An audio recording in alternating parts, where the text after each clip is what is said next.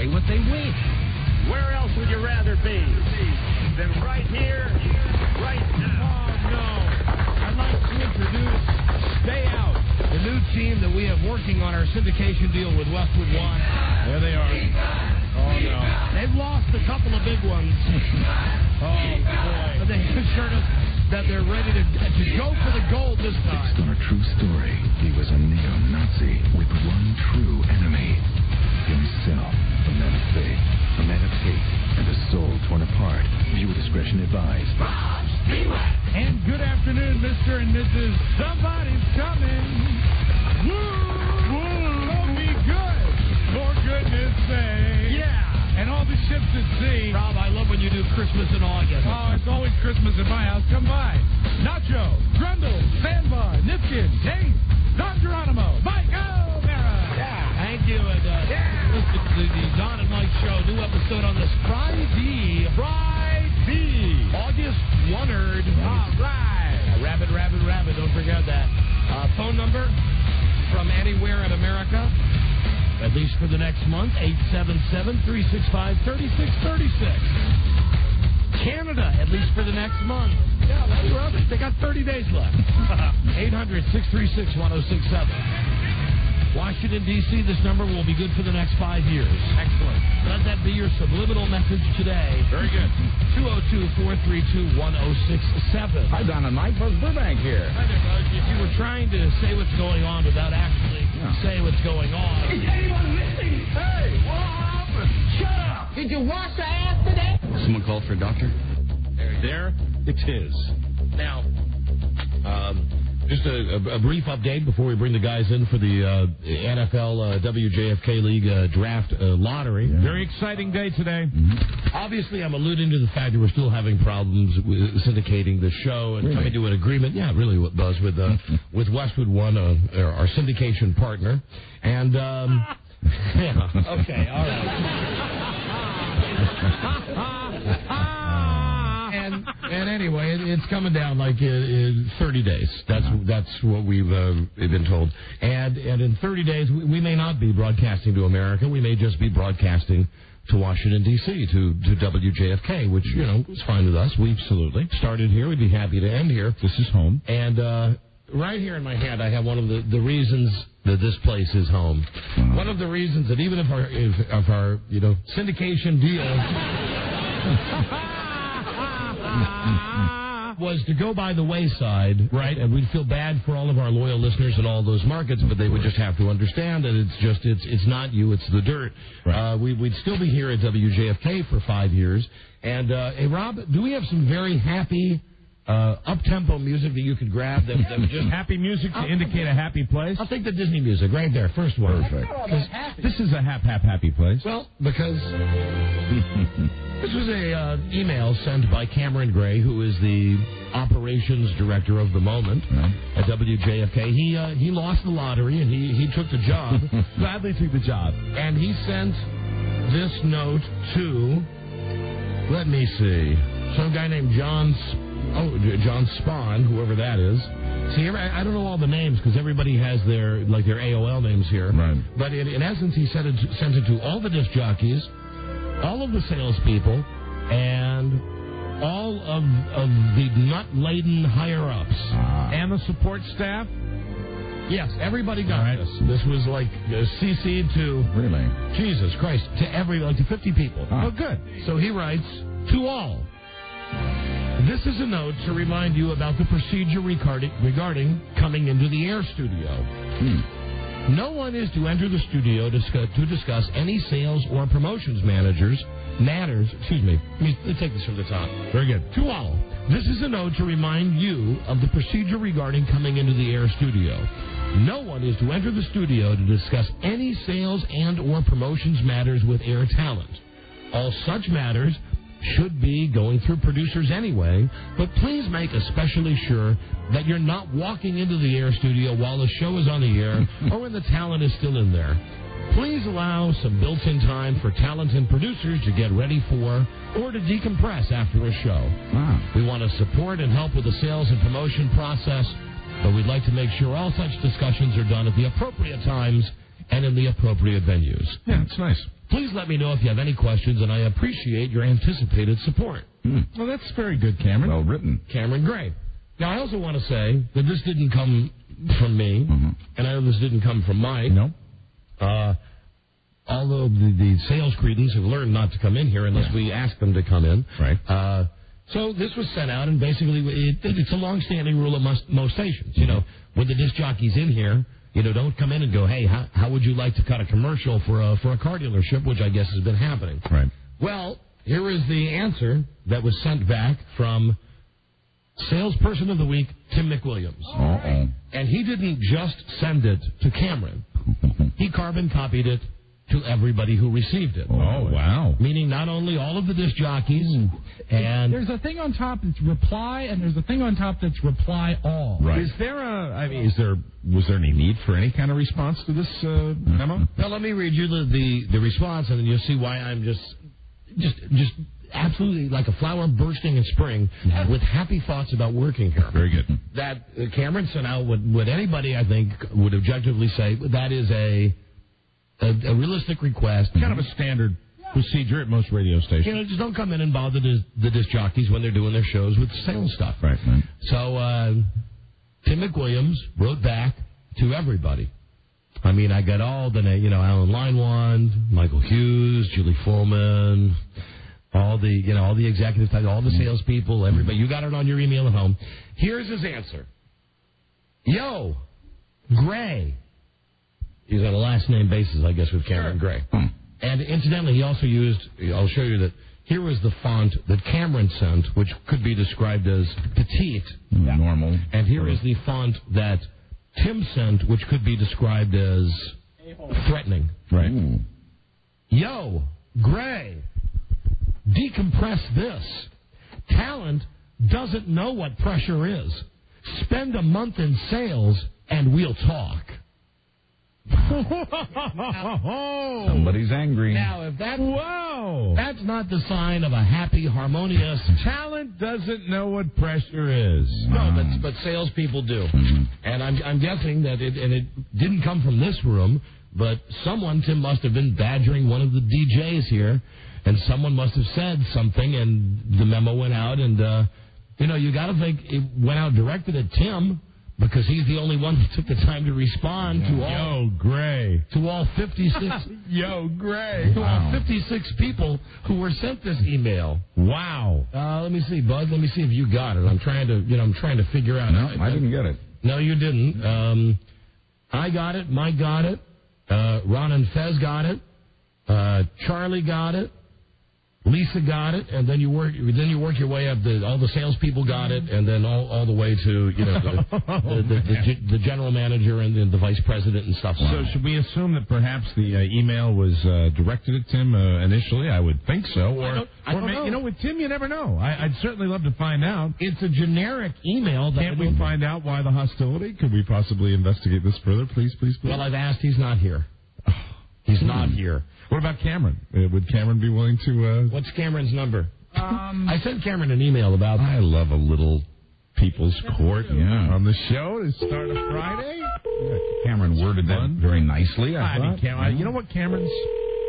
I believe, do we all give Cameron thumbs up so far for his job? Right. He's stepping up and taking the bull by the balls, doing the job. There used to be a giant sign on the door that said, salespeople stay out, but some of the salespeople found that offensive. The sign had to be taken down. Here's Cameron. He's coming into the studio. Hi, Cameron. Hey. You want some Dunkin' Donuts? Hi, With Greg. now new flavors of caramel. So, hi, Cam. So, guys. Did you get my email that I sent you back? Did you get my reply? No. I replied to you directly based on Tim's reply. Thank you. Yo, Gray. Yeah. Yo, Tim. Decompress this. Right. Talent doesn't know what pressure is. Spend a month in sales and we'll talk. Look, how did you interpret that? And not only, and incidentally, not only did he just send it to you, right. he sent it to everybody in the food chain. Well, after you're reading the memo on the air, he's walking down the hall. He sees me. He says, you prick. I said, you hit reply all, stupid. Oh, so he is here. Bring him in. Yeah. Get him in here. I thought I saw it. Come on. Let's get to the bottom of this. Yeah, let's. This is good radio. Yeah. This is good radio. Court is in session. Okay, so we'll let, in this corner... Rob's going to get him. He's not going to come in. He's got to... Should I go there? Should I go to try to grab him? No, Is he going to come, Rob? Joe's getting him right now. There is such an electricity that you can almost... It smells like bumper cars. In this corner, Cameron Gray, known to thus far as Gray. Right, Gray. In this corner, Tim McWilliams, who used to be known on this show as the singing sales guy. It has been a long time since we've had Tim McWilliams on the show. Mm-hmm. And he's coming in, ladies and gentlemen, Tim McWilliams. Timbo. Good afternoon, salaried employees. Commissioner salesman Tim McWilliams. So, Tim, explain to me, please. Come on, Ray. They're under pressure. Please. Shut up, McWilliams. Now, Cameron sends out what I believe is a... Look, he's stripping on the console. Oh, yeah, please. Cameron sends out what I believe is a rather milquetoast. Yeah. Now, listen, don't come in the studio. Look, you sleazy got the translation?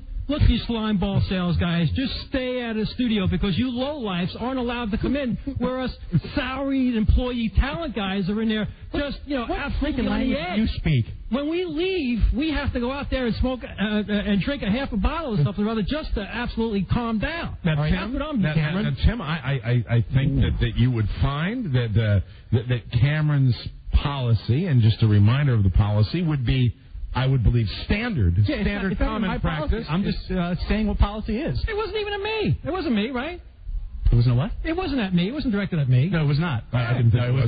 You know what? I really when I knew. Then why'd you take it so personal? I mean, he's looking at it like, hey, you slime bags, don't come into the elitist studio. I'm sorry. What is the word slime bag on that email? Let me Don, can you tell me? Sales guys, there is no studio. And let me say, without the studio, there is no sales guys. Right. Well, there's some radio station without studios that have sales guys. Why don't you go sell there and see if you can make as much as you make on our show? Perhaps they're hiring. Not exactly looking for another job, John. Tim, I'm not exactly looking for you to leave. I was just looking to see where this... No, there's a lot of love here. I mean, anger was coming. I saw this caste system, and I said, you know what? This is hitting me below the belt. You guys don't exactly walk out of here saying, oh, Don, oh, man, I'm so glad the show was over. That was the toughest 4 hours. I mean, I had to cut my golf game back to get here. Wow. Now we're going to take it personally. Wow. Because, Tim, yes, I do work hard. You ever make 8:30 Monday morning sales meeting, Mike? What's that? Hey, Tim, you ever sat in a meeting when the numbers come out? You ever sat there every single month and have your balls busted as you watch your future coming over a computer with the Arbitron ratings? You know, you guys have the sales pressure. We have ratings pressure, not every 3 months, not every 5 months, every single month. We have for the entire time we've been working together. Well, Tim, if we do 3 in a row, we get three in a row, and we go down 3 points, 4 points, 3 in a row. What do you think that leaves us? Mike, would you consider the show an autopilot? Seriously. Autopilot? Autopilot. Autopilot. This is the problem. Show does itself. You got this going on, that going on, boom. The numbers autopilot. Come on, Mike, please. It's on autopilot, Tim. It's real easy. You just come in and you flick a button every day. You know what I think? You got it done. You know what's on autopilot around here is your side of the building. Hey, look at that line outside the window. Those are all the people looking to buy orders from me. We got to make this show. We got to cut this. Let me show you the last ratings book, Tim. If you can't sell the last ratings book, you don't belong to be here. I'm not complaining about anything. I can sell this place. I sold it when you were, 17th or 14th? What was that? That was one book. One book. Right. 5.5 years ago. And it wasn't even a representative book. It was a bad book. It shouldn't have been there. But the Cameron's memo was not disrespectful. Come on, your response was totally disrespectful. Come on, respect for the air talent and the producers. Hold on, let Cameron say something here. What do you want to say, Cameron? I mean, it's just a simple matter of having respect for the work you guys do and the work the producers help you do. That's it. No one's calling you a scumbag or a lowlife or S-head, sleazebag, sales guy. That's ridiculous. I'm just saying show some proper respect and talk to these people outside the studio. And here's a question. How would you like it when you're closing one of your crooked deals if we walked in and just started yelling? Yeah. How would you like that? It happens all the time. We call it cubicles. Yeah. Tim, I need someone I think someone needs to pull you aside and explain to you how this works. That as much as it pains me to say this, it's a partnership. Don, I've been pulled aside so many times in this place, my shoulder's out of joint. You kidding me? Between line, Wand, and Hughes, and everybody else that's got a VP around here. You kidding me? I got a bad rotator cuff, baby. Tim, relevant question here. For you, from me to you. When was the last time you had any serious downtime? Some time off? I think maybe it might be we know you work hard, Tim. I'm wondering. Buzz thinks you're cracking up. Yeah. Tim, how are you? I mean, are you okay? Is this the... A little tight. No, the budgets are crazy. When's the last time you had a nice vacation? I haven't had a vacation this year. Jesus Christ, Tim. Take one. No. But you should take one. You're allowed to take one. I am allowed to take one. Yeah, that's right. Well, I'll get one before the end of the year. Well, now, why haven't you taken a vacation? We got numbers up there, Don, that are just killing numbers. I go to the beach. Who's going to sell? It doesn't just pile in here. Well, Tim, it's so easy. There's no stuff in sales. And you just said it's on autopilot, so what's the problem? Hey, the show's on autopilot. You guys come in, you put your feet up, drink a little water. Next thing you know, you're F you, I don't put my feet up. The newscast, we go home. What? Yeah, it's so easy. How about we switch places right now? No, I'm not looking to go. Hey! Sorry. No, it was like rating. No, if it's so easy. What, we want to give Tim, the rest of the break. No, we'll take a powder and let Tim handle it. I'll go make a sales call. No, I don't think I'd have a problem calling an agency going, hi, how would you like to buy a show that's been number one for 19 out of the last 20 ratings books? You want to do one now? Pardon me? You want to do one now? A sales call? A sales call. Yeah, but you got to do the show. Oh. You got to feel the pressure of doing the show. I'll be glad to make a sales call. Oh. Mm-hmm. But you got to make sales calls. Well, back in the day. Sure. Okay. Well, no, I'm not looking to do the show. I take great offense at this, that we are on autopilot. Come on. And it's a decompressed thing is what I'm talking about. You guys walk out of here with your brow all wet from 4 hours of high pressure. Yeah. Hello. Yes. Please. Yes. Come on. That's the whole memo right there. That's what it's about. This is the problem. I don't know. This is the problem. See, this is the problem. I mean, I got to say, anybody standing in your way when that door opens at 7 o'clock. Other people can't speak. Tim, we've not, incidentally, this didn't come from us, okay? Before you start saying no one's standing in your way. You think it came from? It did not come from us. This did not come from me. I was sitting minding my own business. So there has to be somebody else that's on the radio station where this came from. Who is it, Cameron? I'm not going to name names. There you go. That's right. No, he's WTF. he's respecting. We bite our own. No, you guys do that back in your cubicles back there. And everyone, let's just that's where you all feed on each other. Here's a question, Jim, that really hasn't been addressed. If it wasn't from Don and Mike, and if it doesn't affect you, why does it bother you? If you never bothered Don and Mike, why does it bother? This is like you being upset about a traffic law in India. It's not going to affect you. Hey, Tim. I don't like those traffic laws. Here's the bottom line, I don't Tim. think they're right. That's a great shirt, by the way. If you don't get it, you can't sell it. And if you think that we're in here phoning it in and it's goddamn autopilot, then you really don't get what we do. Don, are you saying that there's somebody out there in the sales force that better get your show to me? Come on. Well, I would have thought no until the last 10 minutes in which you said, the autopilot. We come in and that hurts. Phone it in. Sorry, all right? It's not autopilot. You really do have to know what you're doing, all right? I give you that. All I'm saying is you guys are not exactly running out the door to your local shrink every Monday to Friday at 7:05. Is that true? How do you know? Don, let's go around the room. Excuse me. Let's go around the room. Don, have you seen a psychological person? Yes. Have I seen a psychological person? Yes. Buzz, do you see a shrink? Yes. Yes, we all do, Tim. Maybe I didn't know the fine print. Absolutely. No. And listen, I'm just going to say something else on behalf of everybody in this show. You know what this is? They call this, you can put any name you want on it, but they call this dealing with a-holes pills. You see what it says on this prescription? Take 1 tablet 3 times a day by mouth. You know why? Because if I didn't take these, I'd kill someone. Like sales guys sitting in the cubicle saying, this show's on autopilot. Right. Yeah. Emailing it to the rest of the free world. Exactly. I'm sorry, all right? Well, I think this is going very well. I didn't mean it to be directed at you. It came from Mr. Gray here. No, Gray. I hear you. Yo, Gray. Gray. Yo, Gray. Decompress this. Talent doesn't know what pressure is. Tim, Gray, you know, if you wanted a better way to alienate yourself from all of the people that work in programming, you could not have come up with a better way. Well, I tried my best. Did I do good? Good job. You did good. All right. That's all right, Tim. You did it with some of us years ago anyway. You did good. Well, gentlemen, am I done? Yeah, that's it. You're done. More than you know. Thank you. Thank you, Tim. We'll just be sitting here on autopilot, continuing to deliver those great ratings for you. There you go. There he goes. Tim McWilliams, ladies and gentlemen. I had no idea. God damn. All right, Cameron. So, hold on. Don't just log out. What's your take on this, Cameron? It's just comical. It's absolutely comical. You know, if you can't laugh at this, you can't. And having worked on shows before I got this position, I was tired and needed decompression after just working on the show. I can't even imagine hosting a show. The guy just doesn't live in this reality. You know, and hey, I'm going to give Tim McWilliams some props here. You know, he's got balls. Yeah. And in the same breath, let me say, what a dick. Let me say, I think everybody here works hard, but I take great umbrage with this, on autopilot. Really, Tim?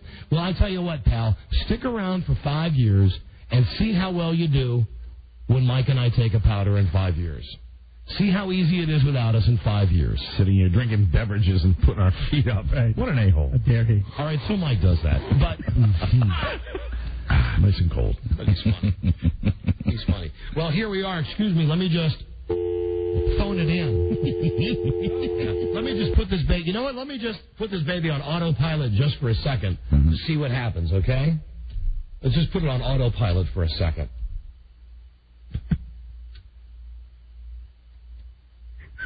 It's running pretty smooth on autopilot, isn't it? I like it. Look at that. Hey, McWilliams. Yeah, there, Donnie. Am I done here? Pressure. Jesus Christ. You want pressure? Come in once a month and look at a flawed rating system that spews out your future every 30 days. You son of a bitch. You don't think that's pressure? You don't think that's effing pressure? To sit there and pray and go through rituals going, we better be the next. When it takes out, it goes, WTOP number 1, you go, if we're not number 2, I'm going to kill myself. I came out of the studio one day, collapsed, and blood came from every opening I had. Blood flow like you've never seen before. But that was because you were on the Percocet like Jerry. What it was, the Percocet was hiding a grapefruit ulcer. Yeah, he was literally bleeding to death. I was bleeding to death. Anyway, what a happy place to work this is. Yes, thank you, guys. Thank you, Cameron. That's a nice memo. Thanks, Cam. Hearts over there. Nice job. Yo, Hey, Gray. Hey, Cameron? Yes, Geronimo. Gray? Gray. Now, the thing is, being as Stern is piped in from New York and O'Reilly's piped in from New York. Yes. Well, I think the list of suspects is rapidly starting to... Pat Goss. Yeah, right. Yeah, right. It's Pat Goss. Hi, Don. It was a music show. I don't know. Anyway, listen, whoever it is, they're right. Salespeople should not come in during the show, before the show, after the show. Pick a separate... As a matter of fact, the next memo, based on Tim's response, I think all the salespeople should gather, those that are here that are not out on sales calls at the conclusion of every program. Or those that are not out simply goofing off today. This is true. And line up in the hallway and just a gentle golf applause every night when we go to our cars. Yeah. I think that'll work. As we go to our therapist. Yes. Jesus Christ. All right, guys. Okay, thanks, Cam. Bye-bye. Yeah. It's easy to hide behind a cubicle, son. There was a lot going on there. Did Tim imply he was seeing a therapist? Because obviously that guy's doing his job. Hey, with all seriousness, Tim, take a break. You get some downtime. Tim, I'm gonna go further. Get help. I don't think vacation is what's called for here. Call Dr. Melfi. Right. Call Dr. Melfi. Call a local hospital. See if they got a bed for the weekend. The moment we'll be whipping out the dealing with an a-hole pills. The thing is, though, I think if he leaves here, he's going to die. If he spends more than 20 hours out of this building, he'll cease. Yeah. That's all he has. And Rob. And Tim, and I know you're still listening back there, balling your fist up at the speaker. I have just one last point on this autopilot thing. That, and I know, Tim, you're a sports buff like myself. George Brett, who used to play for the Kansas City Royals, would make it look effortless to come up and hit singles and hit doubles and hit triples. That's right. And a lot of people said, boy, that George Brett, it just comes so easy to him. I got news for you. Pal, the really good ones, whether it's radio or sports or business or sales, they make it appear as if it's effortless. Right. That's the trick. If you're in here laboring and continually doing stuff that doesn't work, if you're a ball player and you're swinging at everything all over the place... Yeah, you're showing no plate discipline. Right. Hey, don't fault us for doing such a spectacular job that to someone with a small intellect, it appears easy. Because it's not. You know what is easy? Getting a ratings book every 3 months going, oh, Don and Mike are number 1 again, and going to the agency and saying, I need more money. Right. That's easy. Talent doesn't know what pressure is. Yeah. Put it where the sun don't shine. Right, Tim. Feet up all the time. Jesus Christ. Drinking.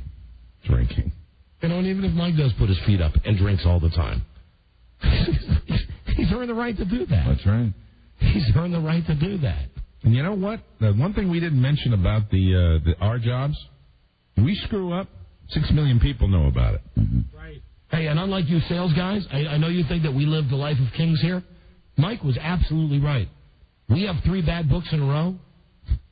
We're out. We're out. That's the pressure of it. They'll figure it out. They'll figure out a way to do it. Mm-hmm. Yeah, that's the pressure of it. Mm-hmm. And even more than that, I live month by month. Here's Charles Broyhill. Oh, you ready for the draft? Yeah, let's do this. Okay, let's change topics here for a second. Are we going to do it now, or are we going to... No, we're going to do it now. Because here on Autopilot, I've actually planned out a show today in which we have something in the next break that we have to get to. Normally, if we were on Autopilot, well, hell, we would just kick back and say, we'll do the picks later. I read you there, Donnie. But we got a show to do. Because I planned it, Tim. Every effing day. Why don't you come in here and take a look at my notes, you douchebag. I would bet I work harder than you, Tim. Do you think about your job 24 hours a day, Tim? Do you go on vacation with your family and have your son say to you, Dad, why don't you turn it off? Why don't you stop thinking about work all the time? You dick. You dick. Would you possibly know the last time that you called on a client? I can tell you. I look right here on my thing and said the last time we did dialing for transvestites or any other of our bits. Because that's what I do. And Mike comes in and does his job every day because that's what he does. And so does Buzz. You dick. You absolute dick. Negative ass. I swear, I wanted to say it for a long time. I'm just going to say it. I'm tired of this BS. And who's the first, and Mike, please back me up on this. All right. Who's the first to come when the ratings come out and stand up and go, hey, Don, Mike, great job again as always. Right. Number 1, you make my job so easy. Yeah, nice to know that it's all BS. Yeah. That what he really thinks. I mean, I think he indicated what he really thinks. Mm-hmm. Yeah. Like, hey, decompress. Like what we do is nothing. That's what that says. Yeah. That's the attitude. Well, it's autopilot. Mm-hmm. After all these years, it's autopilot. Mm-hmm. Just autopilot. That's all it is. Yeah. 18 years of working together and kicking ass. Not to mention the 15 years I put in before that by myself, working my way up the ladder. It's all very easy. I'm just cruising. And Tim, the worst part? You've made me have this meltdown in front of my son today. Yes, we are all in here now because it's time for the lottery. Bart, you see. Now, Bart, step up for a second. Step up for a second. You tell Mr. Tim McWilliams, when I get home at night, and I know this has been a big topic of discussion in our house, am I stressed out when I get home at night? No. Okay. Come on, don't sell me out here. According to Mom, you are. Yeah, right. And just last weekend. Oh, that's fine. It's fine, Don. It's fine. It's fine. It's fine. Let it go. Shut up, bitch. It's fine. You come in one day and put your ass on the line. When you get immediate feedback right away, it's good, it's bad. Right away, and you live with it. You do a bit that sucks and then take a commercial break and have to come back on and do something and immediately have it be good. You try it, Tim. You didn't mind what he said, though. No, I did not at all. I'm cool with it. I like Tim. He's a good guy. He is a good guy. Good people. Stop the charade, please. Dick. Supreme dick. And I say that on behalf of disc jockeys everywhere. Certainly. I really do. Count on it. Print it. Okay, so we're having the... Hey, Robbie, I'm going to need the transition music. Yeah. I can't get out of this. I enjoy the mood. I know you thrive on it. Rob was jumping in, wanting to accuse him of his shady deals. He's on Rob's list. So we're going to change crooked deals. We're going to change the topic now. We have the WJFK fantasy draft. Charlie, we're entering year number. What is this that we've done this now? I think it's the 5th. The 5th year. Maybe. I'm not sure. That we've done our fantasy draft, and the ups, the downs, the betrayals, and it's something Tim mentioned about feeding on each other. And now that I think of the history of our fantasy league, I think it's important to point out that there's a dynasty. Well, no, that's not what I was going to point out, Charlie. Sorry. There have been some sellouts. There have been some teams that some guys that have been bright enough to have an overall record approaching 700 over the 5 years that we've been doing it. Thank you. Wow. You guys, I was speaking about myself. You guys are pretty obsessed. Yeah. No, I actually went through. Did you compile? Now, did you take the time to compile everybody else's records? No, I only lived in mine. All right. Well, if yours is so great, last year could not have helped you. Last year, if you recall, I ended up 7-9. You didn't win. The year before, though, you were 14-1. Correct. I still won the championship, but you were 14-1. 14-1. Listen. You know I don't belong in this league. It's very. Listen to this. They remembered their records. It's very competitive. Jesus Christ. Hold on. First, You would, too, if you won. before we do I this, did win. I went to the Super Bowl one year, Charlie, against Big Gum Jim. before we do this, I don't. Didn't I? I don't know. We can ask him. does anybody want to talk to a dick who says we always complain? No. Patching through to Tim McWilliams. Sure. Okay. Hey, Dick. Hey, I'm Hey, not Dick. trying to- Dick, listen. Call Tim McWilliams. complain all the Call Tim McWilliams, and if you don't, hey, dude, if you don't like what we're, hey, dude, if you don't like what we're doing, who's forcing you to listen I to know it? your simple answer. Don't listen. Why don't you just do something funny? What? I got news for you. Again, because I'm so much smarter than you. What we've you're so just much smarter. Yeah, what we've just done was highly entertaining. But unfortunately, The arguing was, but every day you just cry and whine, man. It's so annoying. and you listen every day. Why is that? If it's so bad. Listen to but music. I'll put in. There's nothing else to listen to but music. How about you listen to the sound of my... Oh, goodbye. He's no And fun. there's not much sound there because she has no teeth. Bart, I'm sorry you had to hear that. And now let's get down to the lottery. Surrey Fantasy Football as we make the transition from McWilliams to Ugly Collar to the Draft Lottery for the Fantasy Football League. All right, so Charlie, how many teams do we have this year? We have 10. We've added 2. Cameron, who you heard earlier. Gray. Right. Joe Gray. G-Money. And Big Gum Jim, who used to work here, and Julie, who also used to work here. And they are on line 10 joining us now. Jim and Julie, hi. Hi. Hello. Hey, do you guys miss working here now? God, I miss Tim. I do too. What's that? I had trouble understanding you, caller. I really missed you, Mike. I was still looking forward to seeing you at the wedding. And I'm sorry we missed each other, BG. Big Gum Jim. Okay, so everybody that's got a team is here. That's me, Mike, Bart, who's going to play from college this year. Lisa, are you separate or with Charlie? Separate. Separate? Separate. Princesses. Charlie Broyhill, John Norman, Buzz, thank you for joining us again, Cameron Gray, and Robbie Spiewak. Dear friend. My dear friend. We are ready now for the draft order. Now, how do we decide who picks the envelope? It doesn't really matter. I have no idea what order they're in here, so just... Mike, why don't you shuffle them up? All right. Just to make sure. To kind of trust Mike. Kind of? Kind of, yeah. Kind of. Me too. When it comes to fantasy, I kind of trust you, pal. I have a long memory. It's one of the cruelest things you ever did to me, man. Can I change my team name real quick? Yeah, well, what do you want to call it? The Autopilots. The Autopilots? There we go. All right, Bart, you want to pick first? No. Oh, I'll pick first, then. What the hell? Hold on a second. I'm not done shuffling. Here we go. This is very exciting. You know, I think I'll just hand these out. I think we should have a drawing to see who picks first. Don, there's yours. I think that's the way it's going to work. I want to pick it. I think that I'm taking control of something in this league. And all right, Bart? go ahead. Okay, hold on. All right, I pick, and I've got my envelope. All right, now don't open it yet. Let's all grab them before we open, then we will open them. All right. I'm not going to get the last one. All right. Everybody now, this is very exciting. Now, Don, I think really for the benefit of people that might not be tracking... get screwed with their... No. There are... Wait. I think we should an explain envelope what we're for doing here, because we haven't done that. It's like the NBA draft lottery. Everybody now in our league is getting a 1 to 10 position, telling them where they're going to pick when we have our fantasy draft, which we'll be having on the air the day before the season starts. We're not picking any players right now. What we are doing is we are picking what order we get to go in. Okay? Right. Ready? Open. who's opening mine? Charlie will open yours. Ours, Jimmy. Ours. Sorry, ours. I got 9. Who got 1? Probably J&J. Oh, no. Barney, what did you get? Mike got 1. Oh, baby! I got the number 1 pick.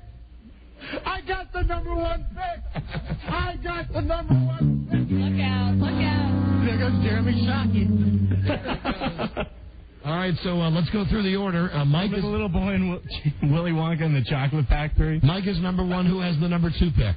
John Norman does. John Norman. Who will pick number 3? A nice batch of number 3. Robbie. Who has number 4? Bart. Bart does. Number 5? Gray. Number 6? Yo. Buzz. Go Gray. Number 7? Lisa. Princesses. Number 8? Jimmy and Julie are number 8. I am number 9. And I'm number 10. All right. Woohoo! Ladies and gentlemen, it's going to be a good year. Mike, you want to trade your pick? Okay. I'll entertain all offers when we get rolling. BG, Number 4 pick looking pretty sweet, Dad. I'm not going to trade with you again like I did last year. Don't worry about it. oh, look at Kurt that. Warner? I'm going to stay now. It's a shame because Mike is the only one who ever pays to improve his draft position. And he already got number 1. I know. Thank you, Rob, and I understand your jealousy, and I accept it. There's no problem there. Mike, right now, off the top of your head, you have the number 1 pick in our fantasy league. 1 month from now, we'll be doing the draft. Who are you looking at right now? Marshall Faulk. Okay. Which team are you drafting this year? Well, Charlie, that's a philosophy that's worked for me. I know it a has. lot of guys Except from the for same last team. year in the Saints. Except for last year, because I thought the Saints were going to do really well. I don't know. Who has the number 2 pick? John Norman. John, who are you thinking about at number 2 if Marshall Faulk's gone? I don't know. I'd hate to have to issue out of Mike Vick, but it might be a tempting pick. Mike Vick? Okay, number 3 then. There's 3. Gray? It would have to be a highly rated. Robbie. Congratulations, John. Quarterback. I don't have my magazine yet. Quarterback. Okay. All right, Mike, you don't have to wear it on your head. Well, I'm very proud of this pick. I'm very, very proud of my number 1 pick. The number 1 pick. All right, well, there you go, everybody. That's the draft order. Hey, Mike. Thank you, Lisa. Congratulations, Lisa Mike. in a while. Yeah, you know, Lisa pops down once in a while, gives me the finger. I haven't gotten the finger from Lisa in a long time. All right, Bart, hold on. You get on the mic here. This might be your last time. Bye, Jimmy and Julie. Bye. Bye from Los Angeles. This might be your last chance to actually be in the studio. 2 weeks from now, Mom and I will be taking you down to college. So, well, come on. Any final parting words? No. You know, really, I mean, I think that there are people that have literally listened to you grow up on the radio. There are people that remember when you were a little bitty out there. And I think, you know, perhaps some final words. I don't want to put pressure on you. Just say anything to the people that are listening, because you probably won't be on. Goodbye. Goodbye. Okay. All right, bud. I love you. That's it, man. I'm filling up.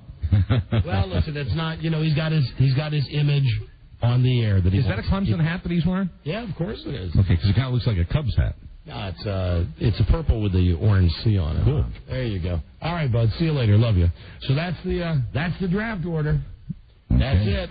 How about that? Mike O'Mara with the number 1 pick. I've never had it. I have never had the number 1 pick. I'm astonished. How do you suppose he was able to conjure that when he was mixing up the envelopes? Now, I don't... You know what? Yeah. Wait. The sleight of hand. Is the corner bent or anything? Sleight of hand. Yes, I conjured. It was all a scheme. You sure that's not Tim? It was a plot. Oh, it is. It was a plot. That's okay, because actually, now watch me rationalize this.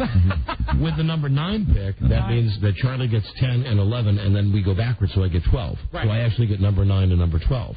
So I'm good at number 9. So you'll have to wait 19 more picks for your second guy. Yes, but it'll be the wait will be enjoyable after I get the best player in the NFL. He'll get 19 and 22. Yeah, but I am very excited about my number 1 pick. Stop making it bad. No, I'm saying it's good. Because you'll have 3 picks in 22, whereas he'll only have 2. Oh. And what about you? I'll still be ahead of you as well. Well, how do I get whored? No, it'll all even out. Out of 22. Yeah, out of 22. I'm sure there'll be some players left. I know we don't have a sports show, but I'd like to. I wouldn't mind knowing what every. Because did you notice when I gave everybody what I'm thinking about for my first pick, there was total silence among our league mates here. I'd like to hear some educated people that know about it. But I'd like to hear their opinion on my little number 1. I'm right here. What do you think? Seriously, no, I'm not busting your balls. If it was mine, I take Mike Vick first. Okay, Michael Vick. That would be my choice. Buzz, who would your choice be? It would have been Marshall Falk or Michael Vick, actually. If I the only names given them, coincidentally. No, they were on my team last year, both of them. Johnny, so thank you and good night. Who would you take number 1, Johnny? No, I think Mike should really take Marshall Falk with number 1. I think it'd be a great pick. What pick do you have, John? 2. This is a cutthroat league, ladies and He gentlemen. wants Michael Vick.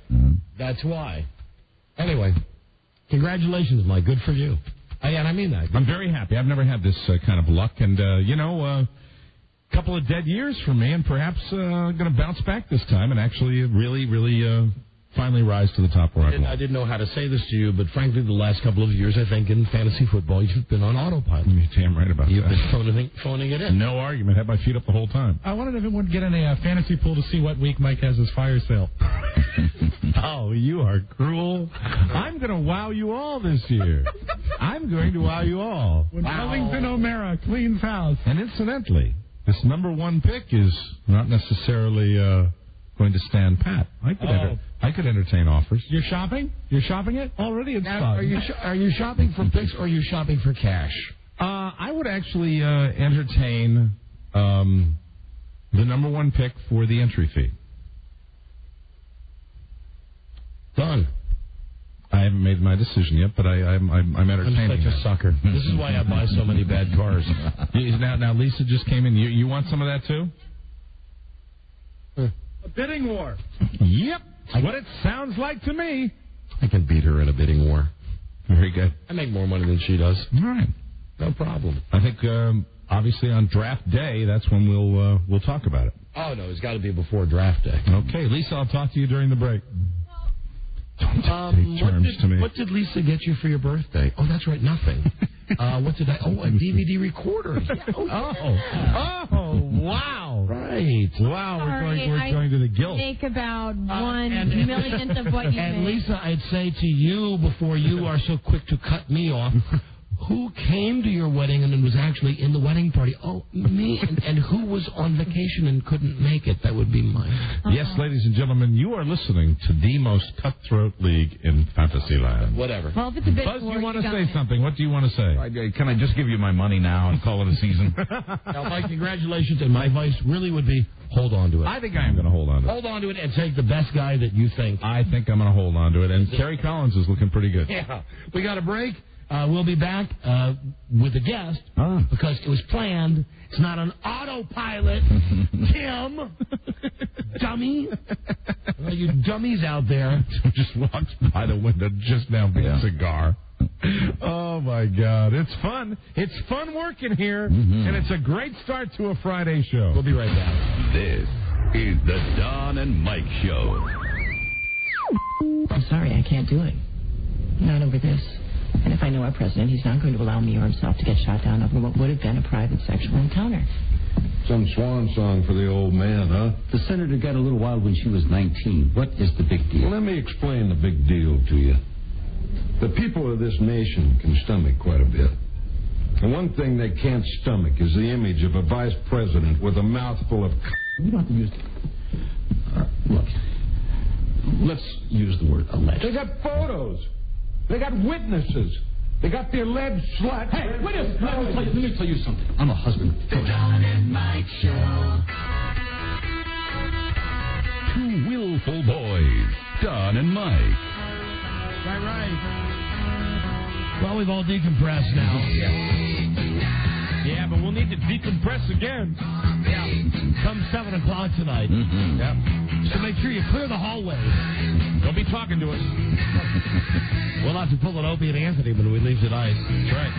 Make everybody hide in the offices. Make no eye contact with us on the way out of the building. Remember that rule? That dick, walk shoulder to shoulder. That was really an edict. Yeah. Don't make eye contact. That's what they used to say about him. Right? Yeah. Was it wasn't it specifically Greg? Yes. Yeah. Right. Yeah. Didn't want to talk to anybody. And don't make eye contact with them. Don't speak to them on the way out of the studio. Mm-hmm. Really. I mean, come on. We're dicks, but we're not a dick like that. Right. Exactly. We only get upset when we go down to the parking lot and there's some guy hiding down there. That's what gets us. You see it on the security camera. Mm-hmm. They're just waiting for it. Hey! Wow, so this is where you were. Now that's nutty. Very creepy. That's nutty. Friday. He wasn't here yesterday on Thursday because he's at some sex convention. The inventor of the world's greatest website. I go there all the time, www.mrskin.com. For Jim McBride, known to many of you as Mr. Skin. So, Jimmy, what sex convention are you at this weekend? Well, it's the Adult Internet Show. I'm in Florida, and they do 2 a year. There's, two big ones a year. There's one in Vegas in January, and then this one here in Florida. And basically, we have this big hotel in Florida, and they have the whole hotel is just for the Adult Internet Show. So every room is for the adult show, and parties galore. As a matter of fact, when I'm done with the interview, I have to run down to the 4 o'clock bikini party, followed by a 3-hour pool party that we're hosting later. Oh, my God. Wow. Yeah, that's right. I always tell my friends always come to Vegas to go to the show because it's like the way to picture the show is picture the auto show, but it's porn. So, like, at one booth, you'll see a sex machine that has different things popping out of it, and then another one, you'll see another booth will be a lesbian display, another booth will be strippers. It's just amazing. Wow. Anybody doing remote down there? So you're live from the Sexateria right now. Yes, I had to run upstairs from the show, and then I run back for the big party. So what do they do? Take a big jug of Lysol and just disinfect the building after that's all done? Scary dudes around here. It's a you don't have to be smart to make money in porn, I guess. Well, now, Jim, the question is what you do porn? No, and that's what's cool. And I don't think it is. Yeah, right. What works great for us is we walk that fine line between porn and mainstream. Obviously, we're adult, but we're R-rated, and the reason we come here is we make a lot of the biggest X-rated sites will send us traffic, and they love doing business with us because their clientele is there to see porn, but it's nice to give them the option to send them somewhere where they could see celebrities. So we make big deals, in that regard. So it works out great for us because we're not an X-rated site, but we get to do business with all those guys. All right, then, listen, we won't keep you from your party. Let's talk. I know this weekend, American Pie, the wedding. Yes. There's always good nudity in the American Pie movies. There's that awful giggly or whatever it is with what's their name, Dummy and Jennifer Lopez. Yes. So is there good nudity in American Pie, the wedding? Yeah, and I can always count on this the American Pie threesome here because the original American Pie obviously had great. Number 2 had good nudity, and this one, American Wedding, did not let us down. Now. The scene everyone will be talking about from a nudity standpoint is the bachelor party scene where Jason Biggs has his bachelor party. Now, one of the girls who gets naked is Nikki Ziering. She was a September 97 Playmate of the Month, and she was married to Ian Ziering, the guy from 90210. Oh, do you remember we had that guy on our show and he got pissed and walked out because we called him Ian? Called him Ian. He said it's Ian, and then we kept calling him Ian. He got mad. If someone told me to call him that, I'd immediately call him the opposite. Right, I agree. Exactly. He walked out. So anyway, it's his ex-wife. His ex-wife, right? And she's super hot. I mean, she's in a cop's uniform and strips down. And great shot of her cans. Now the other babe is in a maid's outfit. Her name is Amanda Swiston. Now, she also gets topless, and this is her only movie credit so far. So hopefully, like remember the very first American Pie when Shannon Elizabeth, she was an unknown. She got naked, and then her career kind of took off. Hopefully, Amanda Swiston will get the same kind of PR from this as Shannon Elizabeth did. All right, and I'm guessing in the Ben and Jen movie, there's nothing there, right? Well, I got to tell you, this could be one of the worst movies ever made. And right. The one thing about this is this movie, Geely, is, all right, we know it's terrible. The critics have already said it. Everyone who's seen it so far has been saying it's terrible. It opens today, but it's rated R. So in the back of your mind, you're thinking, okay, I hope that we get some J-Lo nudity. It's rated R, but the R is for violence, and bullets and swearing and stuff. So it's a terrible movie. It's rated R, and you don't even get to see J-Lo naked. Just throw it in the trash right now.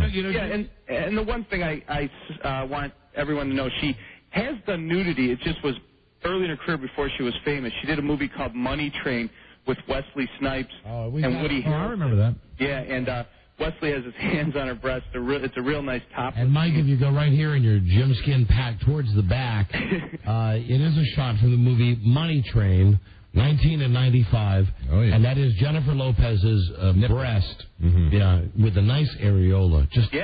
Beautiful areola.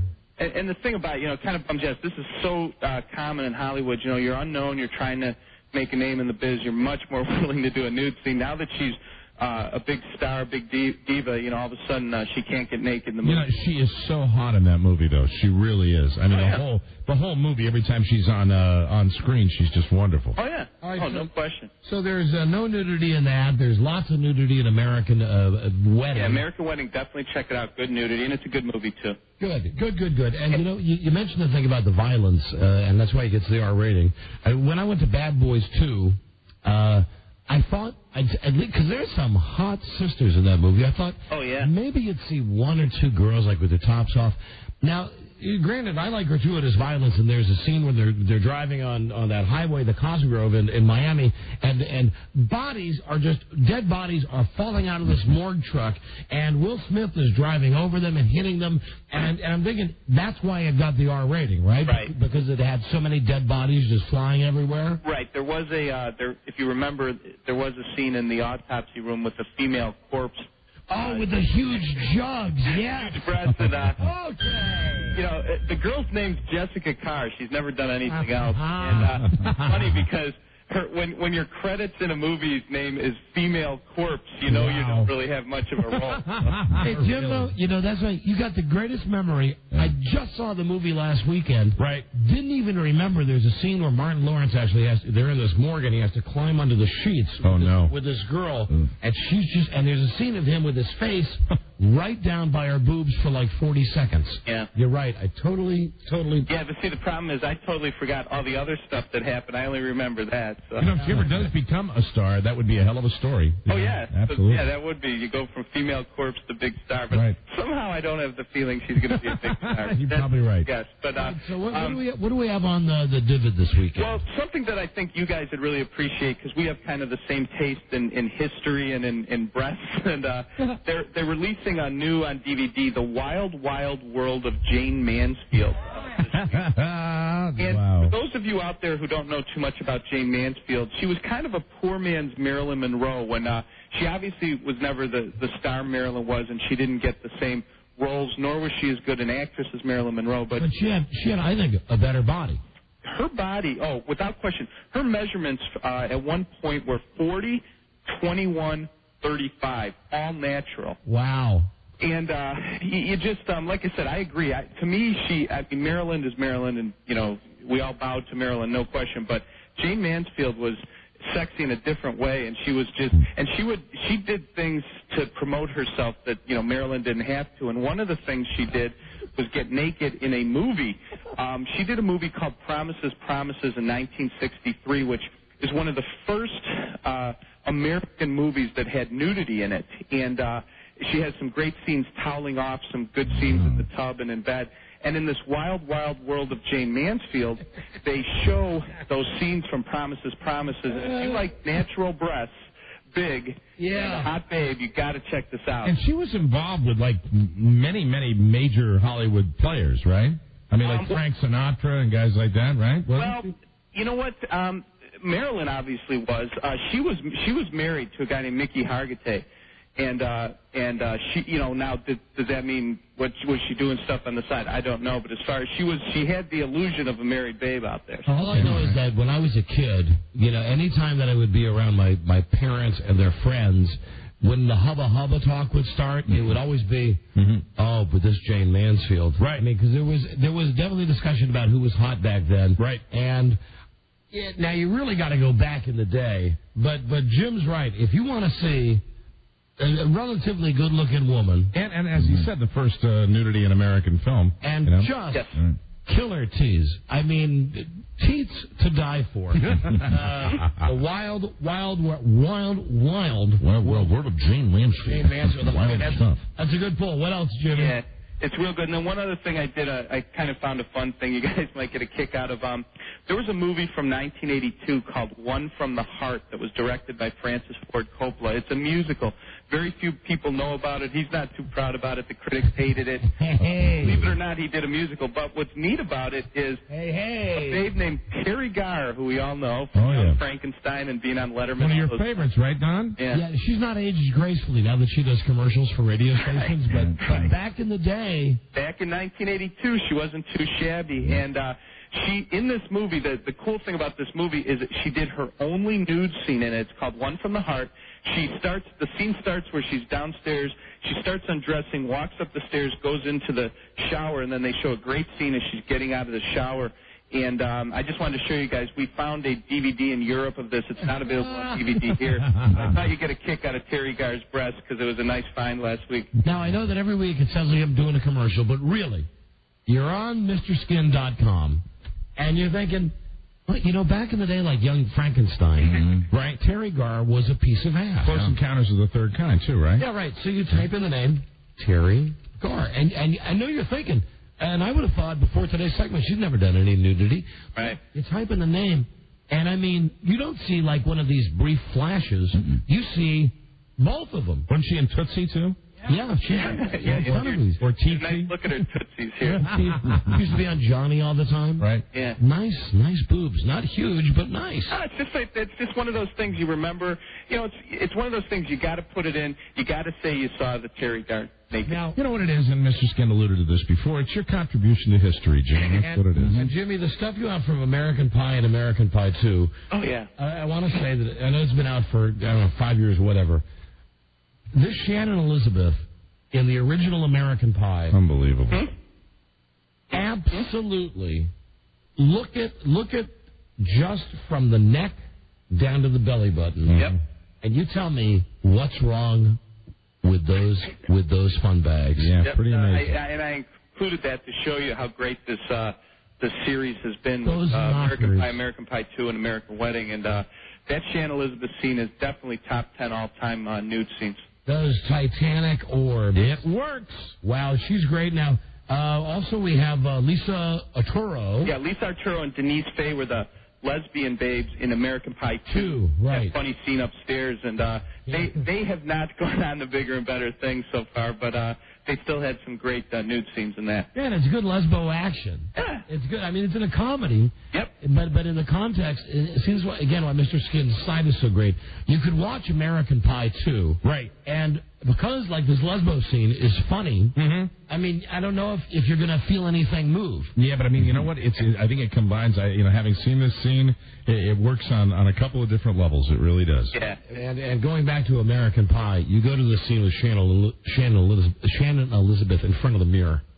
But she's just, it's fantastic. I mean, God damn. And all Brett's answer to those. So let me see. This week we've got American Pie, The Wedding in the theaters that has nudity, and really first time in quite a while we've had something to go see in the theater. Yeah, the American Pie, the American Pie movie sequels, they don't do PG-13. They're all R-rated. Good Outstanding. stuff. And then if you go to MrSkin.com, you can get the American Pie trilogy, Shannon Elizabeth and Lisa Arturo, and then for those of you who are in our demo, see Terry Gar topless, and maybe if you remember your dad talking about this gotta call your dad up and have him check out J-Man. Right. I'll tell you what, I love J-Man, so that's like, even though she was before my time, I didn't get to see her in movies, when she was living. Yeah, well, she's ageless. That's the magic of film, absolutely. Well, Buzz, yes. Do you remember when you were a young college student going to see Jane Mansfield movies? Yes, I did. Yes. Buzz went to some of her book signings. I was attracted to younger women then. All right, Jim. Well, listen, have a great time at your porno convention. I'll try. And again, the site is www.MrSkin.com. And one last question I have to ask. Let's turn this music off. Jim, when you go to this thing, these things that you're not a pornographer, you're a guy with celebrity nudity, but there's all that stuff going on. You just got married. Do you bring your wife with you? No. There's a lot of reasons I don't, but the main reason is this is just, it's overkill. Like she's cool with me doing all this stuff, but I think if she actually saw what goes on down here, she wouldn't be cool with it. It's better that she stays home, and I just tell her that I got a lot of business done out. There you go. All right, Jim, have a great time. We'll see you next week. All right, you guys, take care. All right, bye-bye. Bye. He is a horn doggy. You can tell that he was into giving us the report, but at the end there, he wants to get down to that party. Yeah. Absolutely. He is absolutely. I just said the same word you said. But really, my favorite guest that we have every week. He delivers, doesn't he? Yep. Yeah, and now you have to be of our age, but Terry Garr, I got to admit, there's the curiosity factor. Sure. I've always wondered, what do those knockers look like? And Shannon Elizabeth, real or fake? They're fake, I think. They look too good to be real. Yeah, I agree. Exactly. Don't they look? Buzz, are you looking at them? Yeah, I did. Don't they look? Robbie, take a look. I want to believe they're real. Don't they look too perfect to be real? You know what? It doesn't matter. Yeah, but I mean, look at how big and balloony they are, yet how firm they both stand up, and like the nipples are symmetrically the parallel. Mm-hmm. Yeah, almost too perfect. Yeah. But who cares? I think. Yeah. Who cares? We'll let her slide. Who cares? Oh, God, don't do that. Just rubbing the... No, stop. I'm just... yeah. I felt the fire in my underpants. Right? Don't. Come on. But only you can prevent crotch fire. I know. I'm looking at that. Hey. Okay. All right. Thank you. MrSkin.com. We'll be right back. This is the Don and Mike Show. I've done justice in presenting what I think is rewarding about emergency medicine. Now, with the time we have left, anybody have any questions? Do people really come into the ER with foreign objects stuck in their rectums? I don't think that's the kind of information people are here for. I wouldn't mind hearing. Okay, yeah. Sometimes it happens. What's the weirdest thing you ever took out of somebody's rectum? The Don and Mike Show. Alan Line 1 is not available right now. He's in the hallway picking up a penny someone had dropped. Press 1 to leave your message now. You can call Don and Mike anytime from anywhere in America. 877-365-3636. They're ready to believe. Right. Is anyone listening? They wish that they were prettier. Don and Mike. We do. So, as I think I was talking about yesterday, great weekend coming up this weekend. This football on. And I'm going to get up and watch. I've decided I'm going to watch at least a quarter of the game tomorrow morning live on ESPN2. We're talking to somebody about that last night. There are a lot of football fans out there that are actually planning on waking up early and watching the first game of the year. I think I'm going to get up at 6 and watch till about 7, and so that the outcome is not known. See, the Bucks are playing the Jets in Tokyo at 5 a.m. our time, and then they're rerunning it tomorrow night at 8 o'clock. So I'll watch part of it live at 6 a.m., and then I'll watch the whole game at 8 o'clock tomorrow night. Let me tell you what I'm going to do this weekend. Sunday, I'm getting up early. I'm going to meet some friends at about 10 o'clock in the morning. Yeah. We're going to drive up to Baltimore, and we're going to walk into the stadium, and we're going to watch the Orioles play the Red Sox. That's my sports weekend.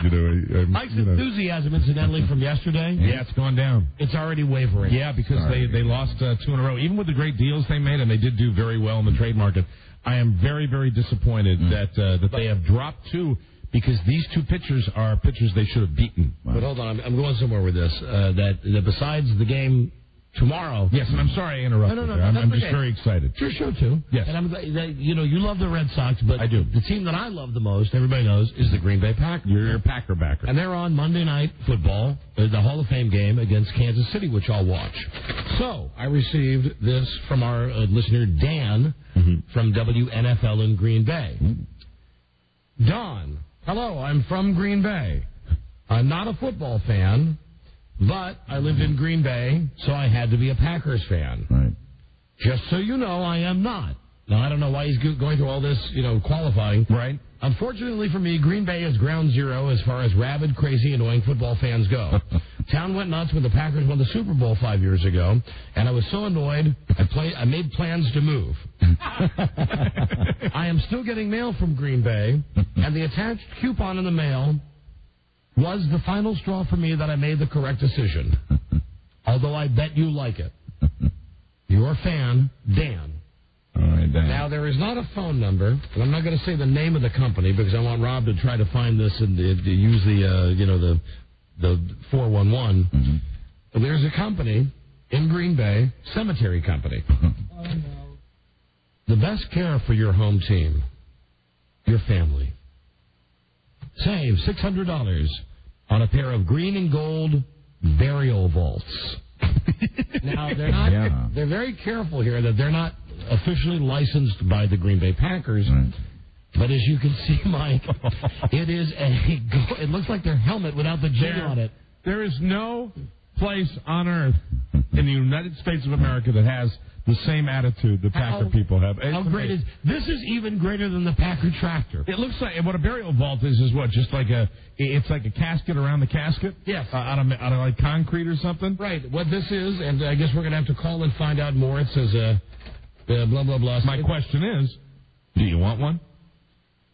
You know I do.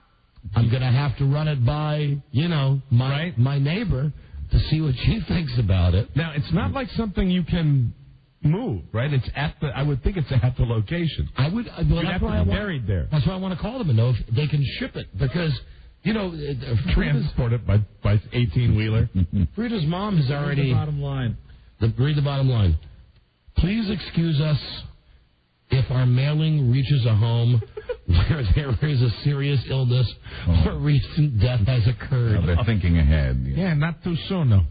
There you go with the Packers. No, they're saying this picture that's in this coupon, it's of a casket, a big, I'm guessing, the metal casket, which is painted yellow, like the Packers helmets, and it has the two green stripes going right down the middle and a white stripe in between them, looking like the helmet. No logo, though, because it's not officially licensed. Right. Yeah. By the Pack. Be a Packer I cadaver. thought the Packer tractor for $30,000 was the weirdest thing I've No, seen. that's why I had to bring it to your attention. Absolutely amazing. This is the weirdest. And you do want it. A Packer casket. You love the Packer logo, the colors. You wear Packer stuff more than anything you wear all year. All the time. Say this about me. Say what you will. I'm not a fair weather fan. No, you are not. That I've always been when they were great, when they were so they were my kids. My team. Since You I root was for a the kid. Packers the way I root for the Red Sox. It's identical. Yeah. I even all my cars that I buy. And incidentally, when I go in, I use the same technique as I use with Mike with that number 1 draft pick. Right. Where they say, "Do you like the car?" And I say, "Oh yes." They say, "Well, we want this much for it." And I say, "Okay." No negotiating. But my cars are always.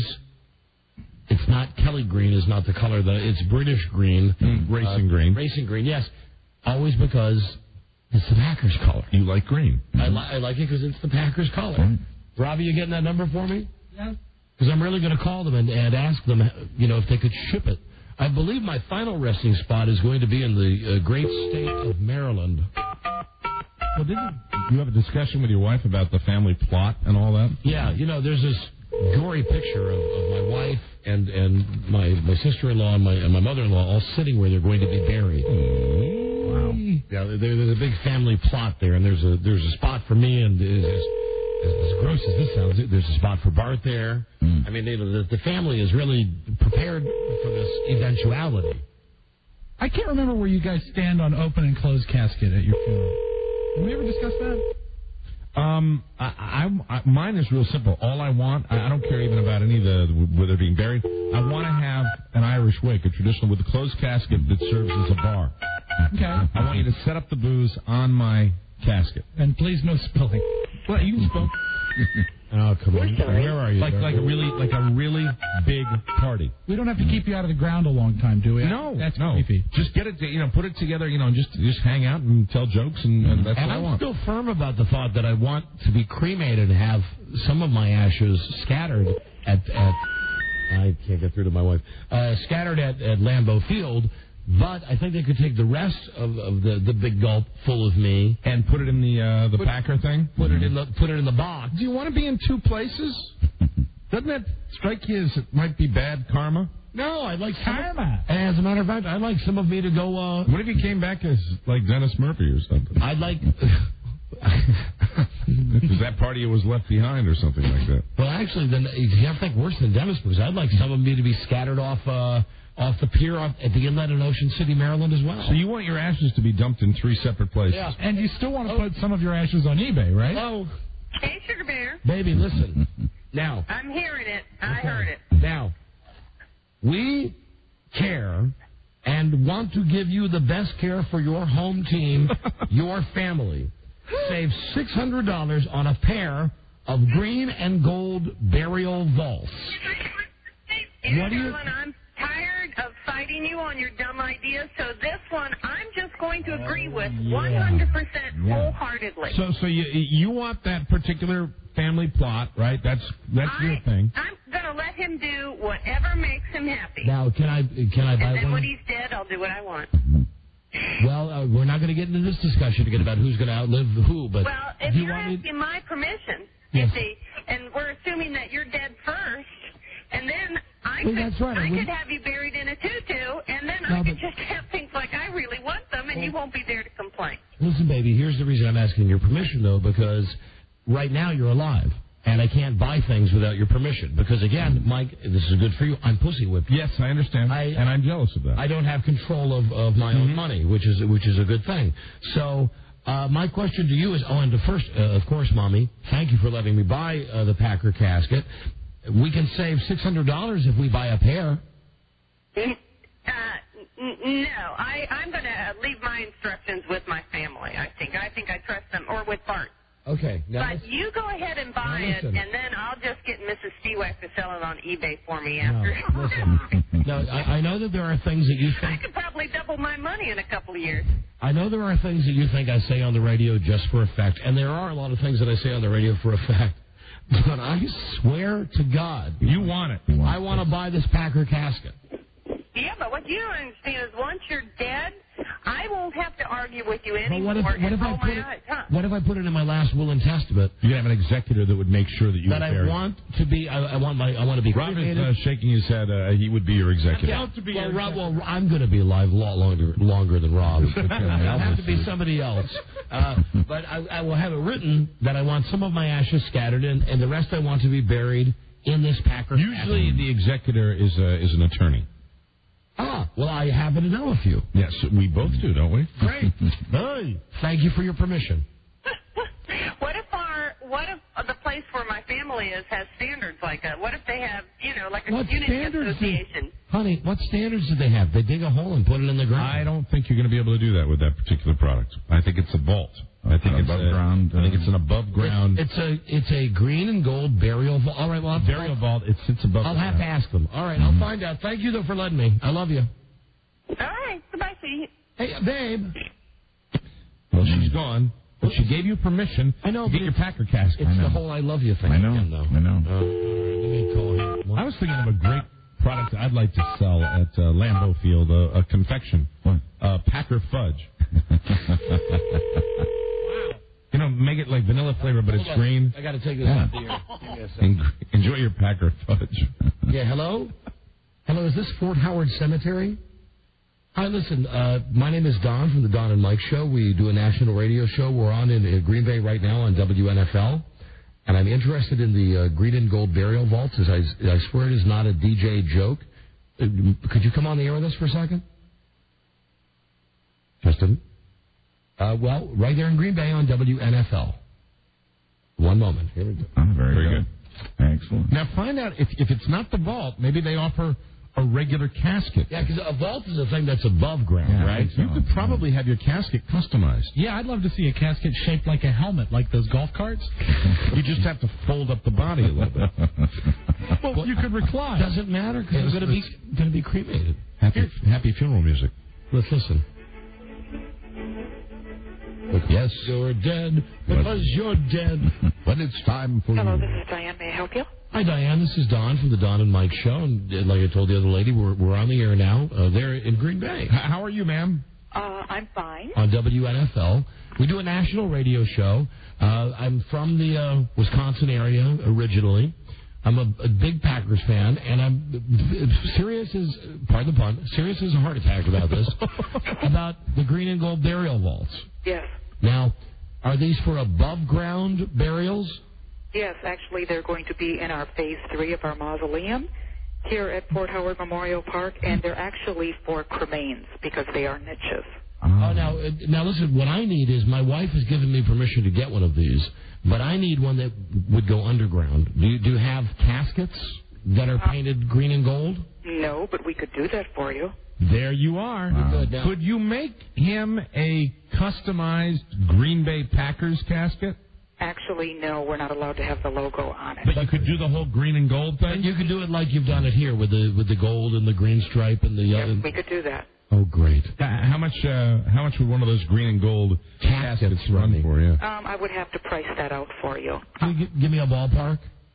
Let's see. Our vaults run anywhere from standard vault of... I'm sorry, I don't have that with me right now. So this is caught me off guard here. You know, this is something really that price is no option. No, I mean this is eternity you're talking about here. Yes, I am. Right, you're talking about somebody who lives and dies, again pun intended, with the Green Bay Packers. Yes, that's true. If it was a green and gold casket on the outside, would you have the gold silk on the inside of it? You could do that as well. Now, understand that a casket is different than a vault. Well, he would need a casket. Okay, well, the caskets, we do not sell those. You would have to go to a funeral home. We could be outside of the vault. Oh, no. See, what I was saying is that my wife we already have the plot, but I have... See, these vaults are pre-built, so, I mean, they're in Wisconsin, and you're going to be buried in Maryland. You wouldn't be able to ship a vault all the way across. We could. Oh, you could? But I need the casket, though, because my wife won't let me have something that's above ground. I have to be below ground. That's okay. We could do... You have to have a vault to be buried in the ground anyway, in most cemeteries. So, wait a minute. You're telling him there's a chance. You're telling me that you could dig a hole big enough to put the vault in. Oh, yes. In our cemetery, you have to be buried, or your casket has to be placed into a vault with outer building. Oh, then I make my wife happy because I'm in a regular casket. For the funeral, and then you're put in the Packer colors when they put you in the ground. Right. That is correct. And you could ship it across to Virginia? Yes. Or Maryland? Yes, we could. Oh, wow. But you don't have the price on it, huh? No. You would have to... Doesn't matter. ...back at a later time, and I could give you prices. I will. It's a shame you don't sell caskets, because, again, no pun intended, you could make a killing. Probably. But I am absolutely serious about this. My name is Don. Okay, Don. My real name is Mike, but I'll call you as Don Geronimo, because that's my DJ name. And I will call you on Monday. I have the phone number. Okay. What's the drop-dead date on getting this... now, Mike... I'm sorry. I apologize. Fort Howard Cemetery. This is a fantastic idea. How many of these babies have you sold? Well, of the niches, we haven't sold any yet. We can custom make your vault however you would like, whatever color you would like it in. Niches, and that sounds like... That's for cremains. Cremains, okay. And the outside has a Green Bay Packer look to it. We cannot put the logo. Now, I understand have you licensed. Have you sold any so far? No, because it has not been built yet. Hasn't been built yet. I just received the rendering the other day of what it will look like. Rendering. A rendering. You can't even use the logo if you're going to bury the evidence? No, Buzz, because it's the NFL property. Well, they'll never see it. It's under the dirt. You don't know the NFL. They'll dig them up. Okay. Have you gotten a lot of response to the coupons that you've sent out? Absolutely, yes, we have. Absolutely. Those Packer fans are the greatest fans in the NFL. Yeah, hey there. Yep. All right, well, again, remember, my name is Don. Don, okay. And I'll be calling you, and you have my word as a Packer fan. Okay. Because my wife has given me the okay on this. All right. You know, it's just another reason to look forward to death. Yeah, Don, if that's the way you look at it, I'm happy for you. I embrace death. Weirdest damn thing I've ever heard of in my life. All right, thank you very much. You've been very informative. Thank you. Thank you, man. Thank you, and it's Fort Howard Cemetery, everybody, on North Military Avenue. Right. Okay, thank you. Yes. Bye-bye. Thank you. Great. Bye. Bye-bye. You know, how perfect is that? I know he is that. How does she keep a straight face? She was very nice. Yes, we will have... Oh, we're getting tremendous response. Of course they are. I'd like the casket to be shaped like a bratwurst. That would be sacrilegious, Mike. I'm sorry, man. I know this means a lot to you. Because I'll do it. And if we're recapping here, you heard the quote, ladies and gentlemen. Another reason to look forward to death. Well, you know, it's going to happen eventually. Yes. So why not embrace it? I'm not asking for it to happen, before the end of today's show, or even, hell, I'm even looking forward to living through this weekend. And you're ready now, right? I mean, if you get this deal, well, you got to wait till she gets back to you with the price. Right, well... It kind of worries me she didn't give a price. My price is no object. I understand. Price is no object. You're talking about my eternal life. This is true. In my Packer casket. Oh, my God. Oh, that's great. Wow. So, listen, thank you, Dan. Dan, who moved out of Green Bay because he hated the hysteria, sent me this, thought that I would goof on it. Hey, Dan, laughs on you because I'm going to buy one. I heard he had one foot in the grave anyway. I'm going to buy one. See, now my wife, she wouldn't let me. I did order that hibachi thing that had the Packers helmet on it. Hey, how many Packer fans are dead in that cemetery, Don? How many? All of them. R. She wouldn't let me keep that. She put that in the basement and got a George Foreman grill for outside. One of these deals you plug in, and she said, I don't want that dumb Packer thing. What about the outfit? Would you be wearing a Packer outfit when you were when the time came?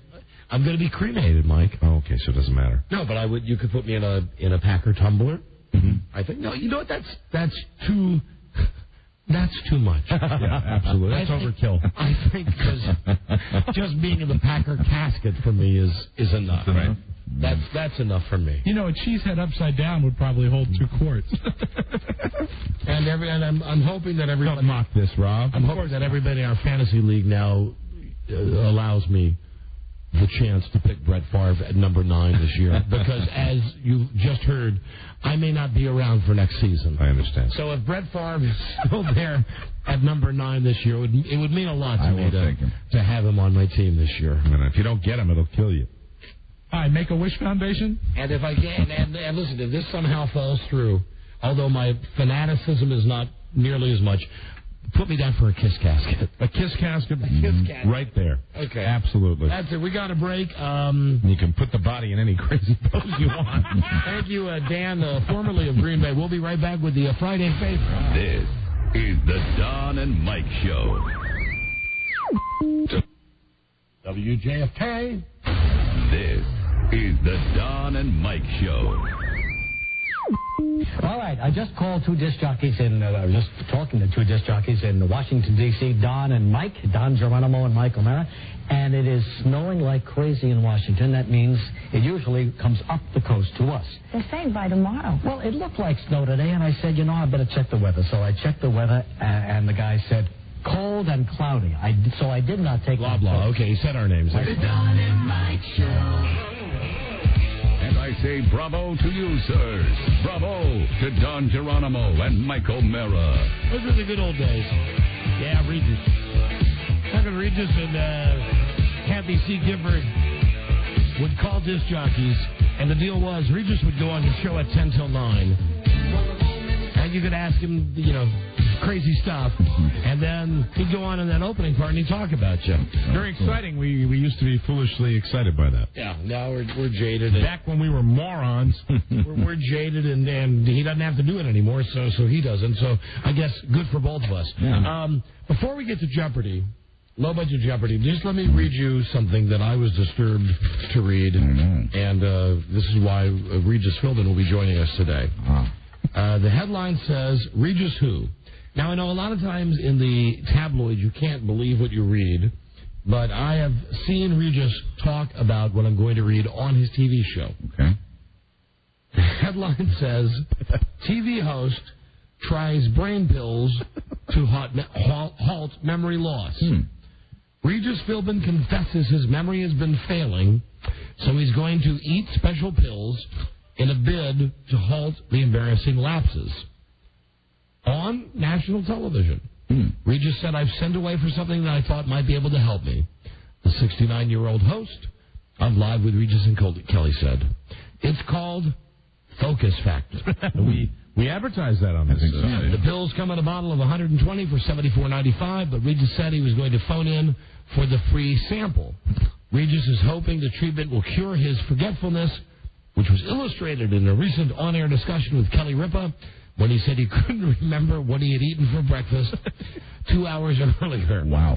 On air, Regis's producer Michael Gelman had to help Regis remember he loves cereal and just that morning had eaten Raisin Bran. Now, how long ago was this story printed? Because sometimes when this happens, it happens very rapidly. Like this is in the brand new Globe. Well, it still would probably have been written probably over a month ago, and things do tend to deteriorate. I saw the episode in which Regis talked about this maybe 3 weeks ago. So I figured let's get right to the story.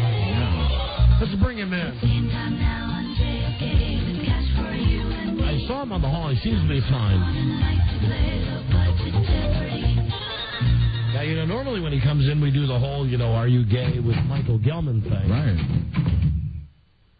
Hi, Reg. Who are you? Hey, come on now. Wow. You're kidding me, pal. I know who you are. You're Don. Hey, Reed. How are you? It's good to be here. It's always nice to come back to Washington. And, yes, that's a true article that you read. I've been having TV host trying some lapses. Brain pills. I understand. To halt memory loss. I understand. It's great to be back here in Washington. You just said that. I didn't know such thing. Now you're pulling my leg, Ronald. How are you, and how is everybody here in Philadelphia? Yes. How is everybody doing well? It's great to be in Philly on WYSP. We're very excited about the show. We were excited. I've lost my place. How's Kathy Lee? She's wonderful. She's got those two crazy kids, Cody and Cassidy, and a Frank, her love machine, and she's doing beautifully. Any idea if she's going to be leaving the show anytime soon? No, she'll be there forever. I love the girl, and we get along great, and we're actually going to be working on a Christmas special together. It's very, very exciting. I'm looking forward. And Friday night means Miami Vice, so get me out of here on time. I've heard very a rumor. Excited about that. I've heard a rumor, Regis, that you're going to replace Kathy Lee with this girl from a soap opera. I think her name is Kelly Ripa. That's not true. That's fictitious, and I don't know where you got that story, Howard. What did you have? Hello? What, Howard Stern? Who? You just called me Howard. Of course. I'm Don. I know that. How are you? It's great to be back here in Philadelphia.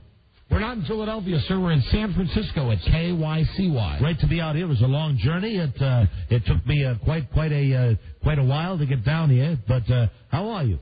I'm doing very well. Great to be back here in Philadelphia. No, San Francisco. There you are. That's it. No problem at all. I'm feeling fit. Now, Regis, listen.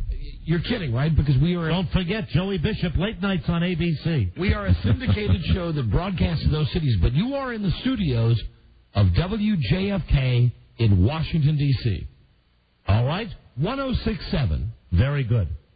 That's fine. I'm ready to speak with you now. Where are you at? Well, I'm here, and you're in a studio with microphones, and that's exactly where we are. What city? Who are you? I don't recognize you. You know, that was very... Who are you? For you. For you. Oh, who's that? That was a tape. We're doing good. This is radio.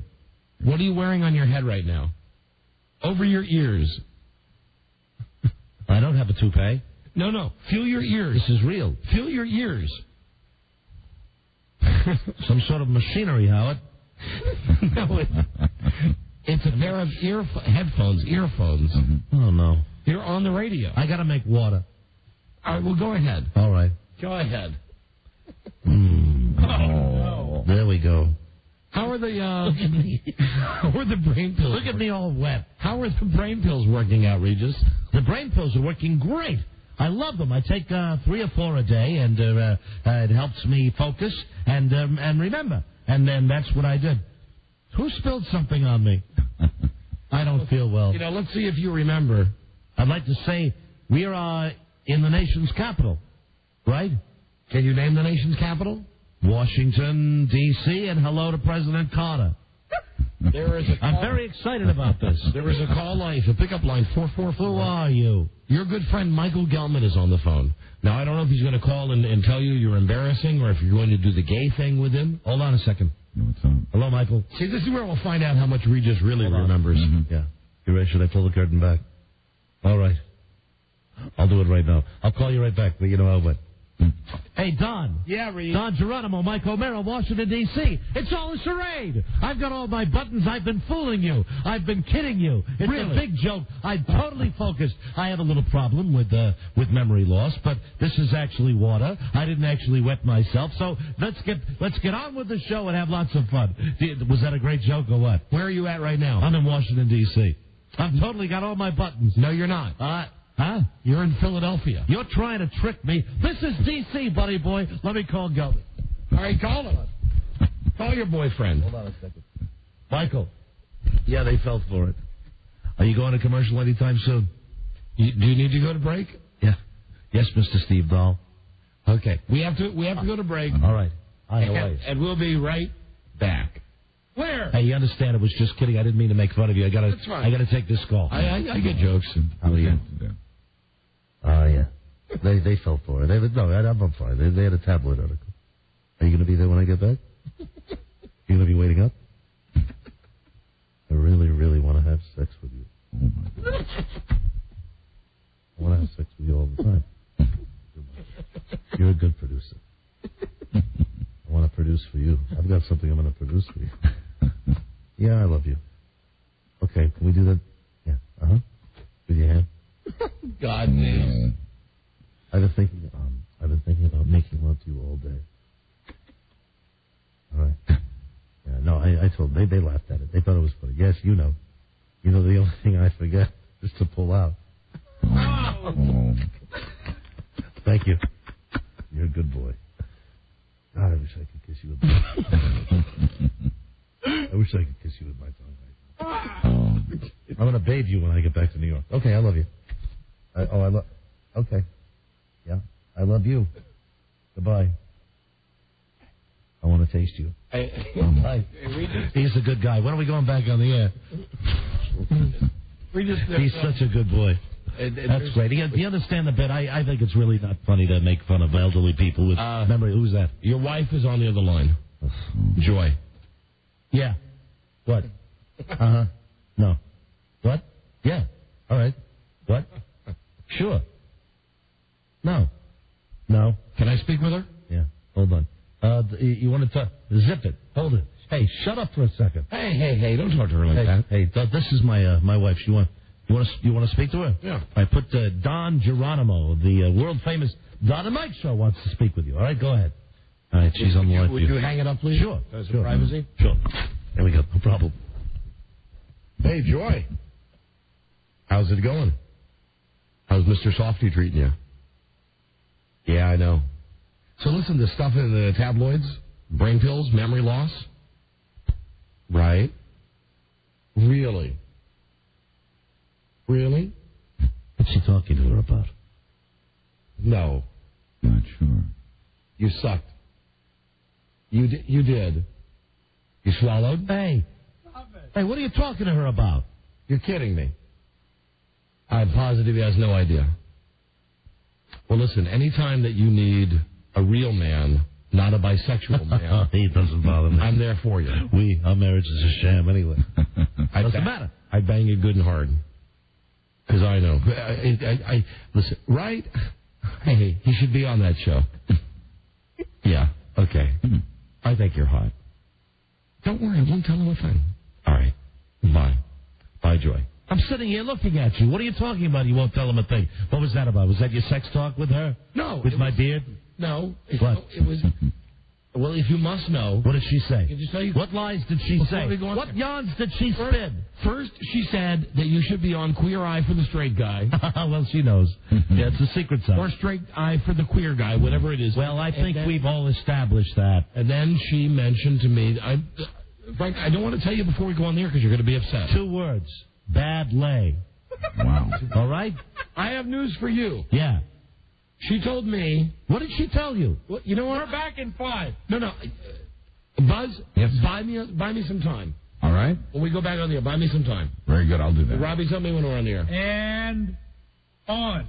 Welcome back to the Don and Mike Show as they prepare to She told me continue the game of low-budget Jeopardy. that not only is Michael Gelman making love to you, Michael Gelman has always been servicing Joy as well. Welcome to a lovely... And that right now, while you're here doing this bit about the brain pills, he's there in bed giving her the high hard one.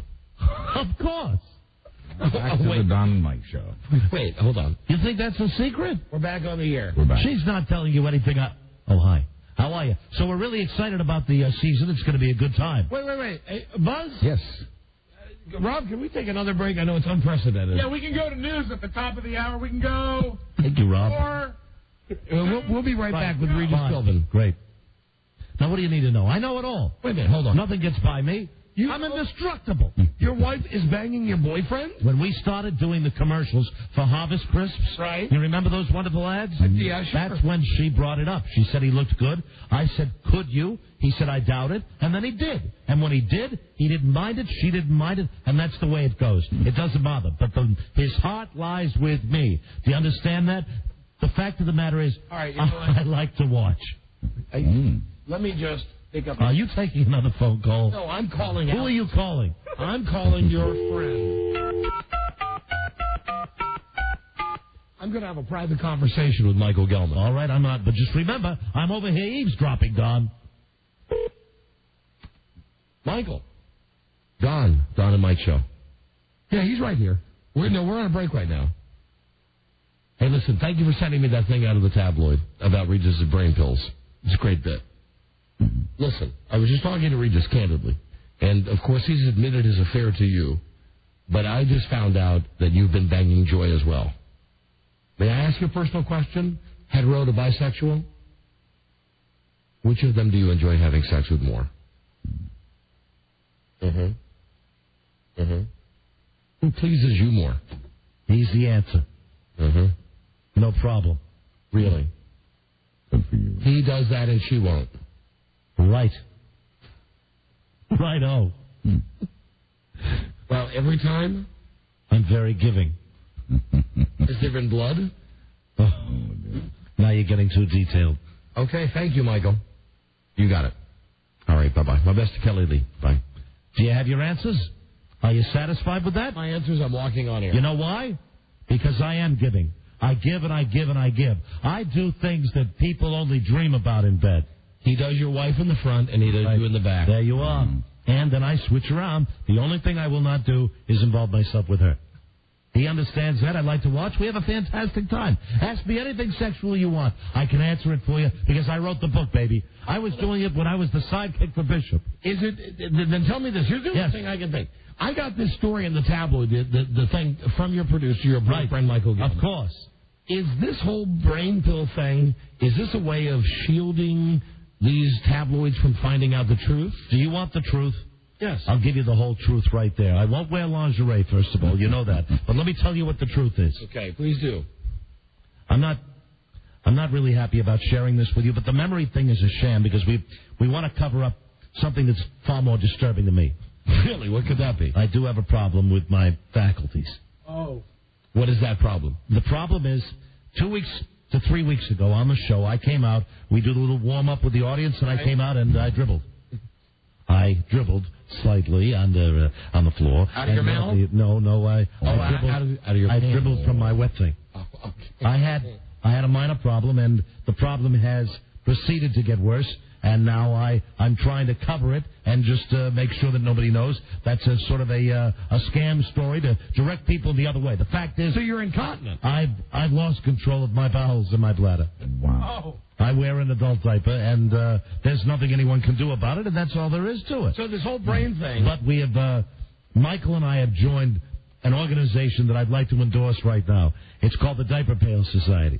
And it's a group of adults that like to wear diapers and change each other. And have these people Michael and I have enjoyed it. And what it is a group of people, some of them with my problems, some of them without, some of them that just prefer. They get turned on. They actually prefer doing their business into a diaper and being changed like babies. And I've found it to be probably one of the most exhilarating things I've ever done in my life. Rob, how long till we're back? You're back in 3. The latest news from Mutual, and now back to the Don and Mike show. Hi there. We're back with Regis Philbin. Great to be on your show. I love your show. It's great coming down to Washington, D.C. How are you, Donald? TV host tries brain pills to halt memory loss. That's all. It's all untrue. And I'll tell you right now, it's something that people write about because I'm a big star. Regis, did you cut one? I'm sorry. I apologize. That was me. Come on, we're on the air. Don't embarrass me. I want to tell everybody listening that Regis and I have private conversations during the commercials, and because I'm a professional... Who's your boy back there? Who's that guy? His name is Rob Spiewak. Did I get a mop? Sure. Thank you. Because, there's this broadcaster's code. Yeah, that's right. What is said during commercials. Well, that doesn't go any further. Donnie and I have maintained that bond for years. You're a very talented guy. You have great wit. And I don't know how you do it every day. And great energy. Fantastic. And I need a dustpan over and Regis, I'm very glad to hear that you, in fact, are not taking brain pills to halt your memory loss. These chairs are uncomfortable. Okay, we're going to take a break. A little squishy. A real break. All right. And we need a couple of calls right now at 877-365-3636. Scratch that one call. This is a good show. Because we have a champion to play low-budget Jeopardy. Have you any Lysol? Your line is ringing. Oh. No telling who it might be. All right. Hold on a second. Hello? No, I did it again. It's obviously Gelman. Good. Entertain your listeners. Okay, I will. I made mud. Yeah, Here's the Lysol. He thought I broke wind, but I've had an accident. I'm terribly sorry, Michael. I want to come back home. I I didn't know what I was doing. You know what happened? It's just all over. They're going to know. What do I do? All right. Okay, I will. All right, I love you. Oh, I want you. I want to taste you. I need a trash bag. During the commercial break, could you get me a trash bag? The corn pudding was too rich. That was your producer of the Regis and Kelly show, Michael Gelman. What was Why he do calling? I eat corn pudding? What was he calling you about? I was calling just to see how it's going, how the segment's doing, and when everybody's happy. And we're still on the air, right? Yeah, we're on the air. And I love your show. Your show's great. Okay, you killed me, both of you guys. We'll be right back. Very good. Can you identify that man in that room? Effing pudding. Huh? Can you identify the man in that room? I cannot. How you're doing the brain pills again. It's all over the place. It's Buzz Burbank. I've made a very, very bad mess. Okay, we'll break. Buzz has goddamn pudding. Buzz has your bag. We'll be right back. This is the Don and Mike Show. That's the right order. Let's see who got it right. And in the fastest time, Ted Patrick.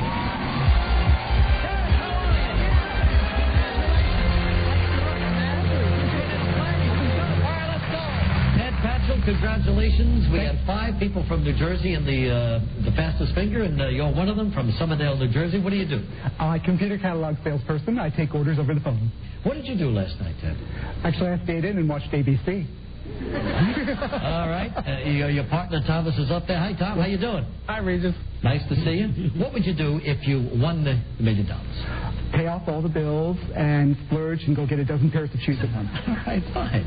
All right, good. The Don and Mike Show.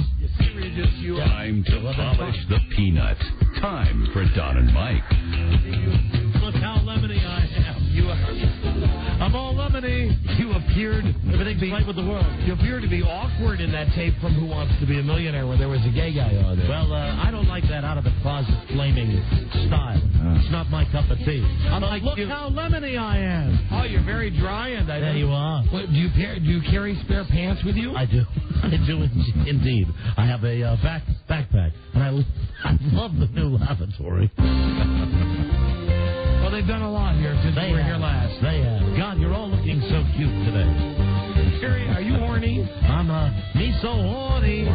Regis is horny. Here is Regis Philbin, who is not suffering from memory lapse with this whole brain pill thing. It's an elaborate scam to hide incontinence, and the affair with Michael Gelman is still happening, and Michael Gelman is having sex with Regis' wife, and Regis is okay because Regis watches it. It's a wacky, wacky world, isn't it? Now let's play Low Budget Jeopardy.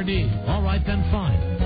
This is Low Budget Jeopardy, and now entering the studio is a blind guy. He's a retired dispatcher from Buffalo, New York. Let's say hi to Terry Lester. Well, this break, no cripples allowed. How'd this happen? I also have one leg, too, so... There you are. Fantastic. Wow. How are you, Terry? Very good, Reg. God is really mad at you, Terry. Well, maybe he'll win today. Terry. And now entering the studio is our returning champion. His one-day total is $47. He's a software sales guy from Fredericksburg. Let's say hi to William Nino. Hey, Regis. Hey, OQ. Now, Mr. Nino. Yes, sir. Do you have sight? Yes, I do. do you have both of your legs? Yes, I do. Should I just pack it in right now then? Well, now, here's the thing, cheater. Now, Terry from Buffalo, who's listening on our new affiliate, WBUF, should we give him... And Terry, let me ask you, do you want the handicap discount? Yes, LQ. You do. Then we're going to have to start him off with $5. But I close my eyes, though. $5 for Terry going into it. That's right, it's a bonus for being blind and having one leg. See, the thing is that you can write down the categories, William, but Terry can't write them down. That's right. Yeah. So he has to remember them. So, what we'll do here, fine. Terry will start with $5 and William starts with 0. Yes, but William has 2 eyes and 2 legs. This is true, and that's what we do to make the tables even there. Right. And a lot of this is based on television and movies, and frankly, you have to be able to see to win this game. Who wants to be a millionaire? So let's play. Here are your categories, guys. And actually, no, now that I look at these categories, you don't have to be able to see to win. All right. The categories are Kobe, my man. That's quite a scandal. Guess the celebrity bra size. See, this is where Terry might be in the dark. No pun intended. I got big hands. Who cares about bra sizes? What size does Gelman wear? His size is fine. It's a perfect fit. What state does that NFL team have their training camp in? No, boo. No, what's wrong with that? I hate football. Simple math. I'm pretty good at math. And new on divot. I know how to count my money.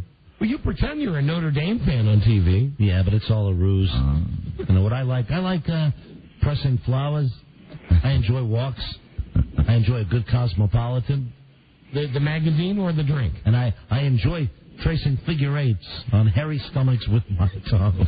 Wow. Again, guys, your categories are Kobe, my man. Oh, boo. Guess the celebrity bra size. Not fun. What state does that NFL team have their training camp in? I'd be pretty good at that. Simple math.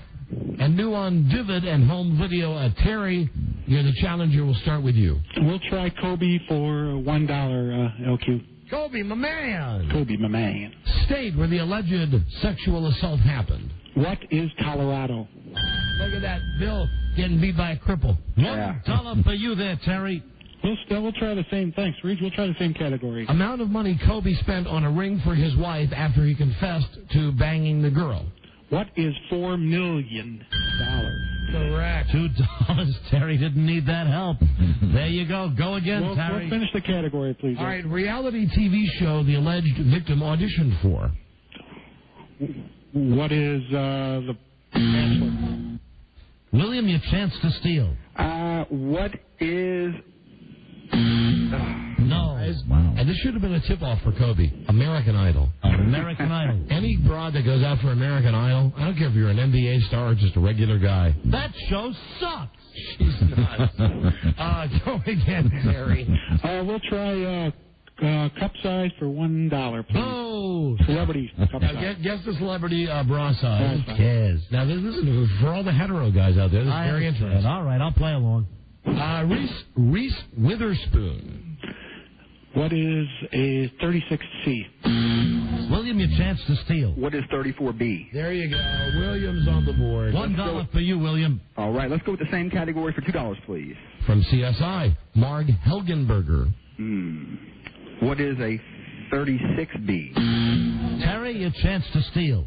What is 34A? See, again, he's at the loss there because he's not doing a fine job of guessing. 34C for Marg Helgenberger.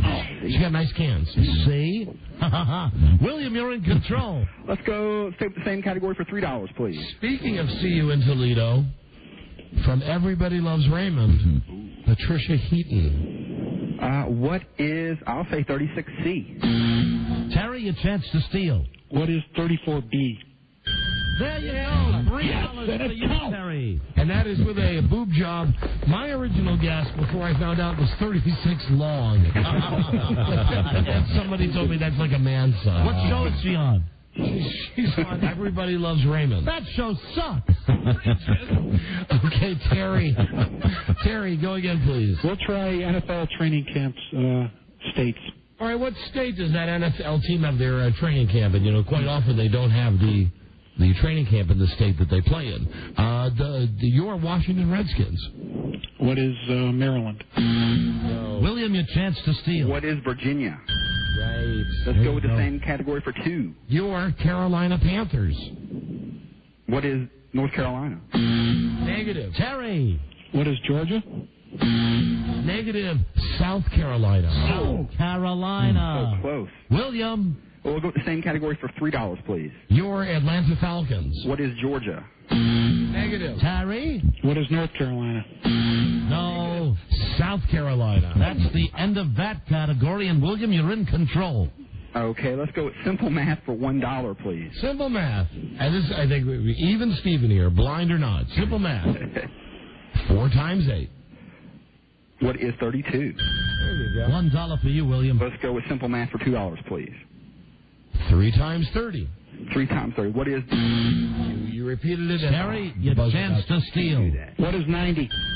$2 for Terry. Select again. We'll finish the category. Simple math for 3. 15 times 8. Well, William, your chance to steal. What is 90? 120, boys. 120. Fingers on that. And Terry, I don't have enough toes. Terry, you're in control, my friend. We'll go with divots, please. New divot. All right, divot. Now, Terry, well, I'm going to give you a clue, but never mind, because you're doing okay. Stars Ben Affleck. What is Gigi? No, see, you should really relate to this, dude. Hey, William, your chance to steal. What is Daredevil? Right. No, on DVD. Because he's a blind guy. $1 for you. Same category for $2, please. Stars George Clooney. Oh, I don't know. Terry, your chance to steal. What is ER2? No. ER2. Solaris. And William, you're still in control. Let's finish out the category for $3, please. Stars an actor that I happen to know Regis Philbin is crazy about. Who? I know you think he's dreamy. I'm excited. Frankie Munoz. Oh, yeah. I do not know. Terry, your chance to steal. What is I don't know? One of them. Agent Cody Banks. I love that movie. I've got it on my own DVD. I got an advanced copy. I watch it all the time. He's fantastic. I don't like the thing that he does, though, on Fox. Malcolm in the Middle. That show sucks. Okay, that's the end of the first round. Reg, who's got what here? Terry finishes with $13 over here. We've got Terry, and William finishes with $4. There you are. Okay, but anything can happen in Final Low Budget Jeopardy. Yes, it can. We physically force you both to bet it all. Now, without the handicap, without the 5 points, what would the score be? I'm just curious. You would subtract $5 from the 13, and you do the math on that, which would be $8. So it's $4. It would still be a commanding lead from Terry. So, William, you're still getting killed by the blind guy with one leg. Yeah, it makes my life feel real good, you know. Hey, don't worry about it. Hold on. I'll trade. I'll tell you, the blind guy is the laugh riot. Hotline. Oh, hold on. We're on the air. I'll tell him. But you got to keep it brief. We're playing a game right now. All right, hold, please. It's for you. Hello, Michael. Tell him we're on the air, though. We're on the air. We're in the middle of that game that they play. Whole bunch of jump. I'm fine. Yeah, I used the lemon. Cleaned up with the lemon. I'm going to host the product. It's not on yet. I know we're going to make money. Don't worry, it's a great product. I'm going to sell it big time. Right? Oh, you know that's not. You are so special to me. I want to do calligraphy on the small of your back. We're on the air, Regis. Sorry, hold on a second. I got to run, but really quick. I really want to. Yeah. Will you lick that special small? No, my mole. Lick my mole. I'll lick your mole. Come on. Okay, I got to go. I love you. On the air. Love you. Will you talk to it? All right, bye. He said he'd talk to it. Talk to what? Little Rage. Oh, I knew. I just didn't know you'd answer. The Philbin Yogurt Slinger. Final Low Budget Jeopardy. Here we go, guys. And your category is, what was that again? Here you go. Your category is, what was that again? And here's the answer. Huh? This pussy-whipped actor. I'm confused. This pussy-whipped actor has signed to play Ronald Reagan in a CBS miniseries. What was that again? So you get it, that's like an Alzheimer's thing. I get it. This pussy-whipped actor is signed to play Ronald Reagan in a CBS miniseries. I get jokes. Terry and William, don't forget to answer in the form of a question, and good luck. All contestants on Low Budget Jeopardy will receive a box of Philbins, the fast-acting pain suppositories that act fast without stomach upset. This is Regis Philbin, and I've suffered from chronic pain for most of my life. And now my friends at the Regis Laboratories have come up with a suppository that makes my pain vanish. Remember, put in a Philbin and put out the pain. Now back to Final Low Budget Jeopardy with Alex Trebek Geronimo. Thank you, Regis. Thank you, Don. Michael put those in for you? Oh, yes. Steve. Now we want to go to William first, right? Don't chew them. William? William. What do we have for William? He's low man on the totem pole. William, what was that again? This pussy whip actor is signed to play Ronald Reagan in a CBS miniseries. Who is James Brolin? Correctamundo. You doubled your score to $8, William. Thank you. Now, if Terry has the correct answer, he beats you. Fair and square, even taking out the 5-point handicap. That's correct. Terry, answer, please. Who is James Brolin? Oh, congratulations, Terry. Shame, William, the shame. And that means that Terry Lester from Buffalo, New York, the blind guy with one leg, is the big low-budget Jeopardy winner. I'm hopping up and down. There you go, Terry. That means you won some money. You'll come back next week to play. And William, parting is such sweet sorrow. Adieu. Don't go away mad. Just go away. And now here's Regis Philbin to tell Terry about his money and William about his prizes. Regis. First of all, Terry, we double your score to $26. We throw in a $25 bonus for a grand total of $51 for you, Terry. Thanks, Reach. And now here are your parting gifts. First of all, William, you get to keep your $47, and here's some lovely prizes we have for you. You ready there, sir? Yes, sir. First of all, it's a SunTrust Summer Nights Lawn Pass for 2 people, good for up to 12 select shows, including lawn chair rentals and premier parking this summer at Nissan Pavilion. You pushing out another one? Yeah. It's the corn pudding. For more information and to buy your own for just $100, go to Nissan Pavilion. Oh, I'm sorry. But wait, there's more.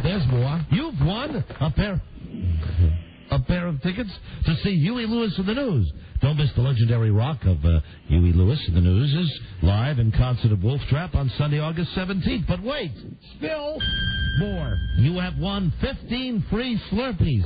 I got a couple right now. And a 7-Eleven convenient card. Power up your thirst with the new Slurpee flavor Mountain Dew Live Wire. Available this summer. Thank you, William. At participating 7-Eleven stores. Thanks, LQ. It's so rich I can't stop eating it. That corn pudding. We got to go. Well, Regis, nice to know that this whole thing with the memory loss and the brain pills is just a scam. Can I keep the chair? I think you have to keep it. Thank you very much. I think you have to keep the chair. I appreciate that, Donald. Thank you. Michael, Buzzled. Hold on just a second. Very good. Oh, another call. Hi, Mrs. Philbin. Oh, I know. yes. Joy. Well, you bring such joy. I don't want to talk to her. Really? Well, I'd love to do that. I don't want to talk to her. I can understand that. He's not. For you. Well, I don't think he likes. Frankly, I don't. Hey, Regis. What? When's the last time that you gave oral to Joy? Joy? Yeah. 1960. Yeah, he just said 1960. You want me to ask him? When's the last time he gave oral to you know who? This morning, before I flew up here. Or down here. From New York. You're in Washington. I flew down. Yeah. This morning. And I had the corn pudding on the plane. I understand. 43 years and now morning. It's on your chair. I know. Well, if there's any, if I can offer you don't want to talk to her. Any consolation, he's SHI'd his pants twice. Twice today.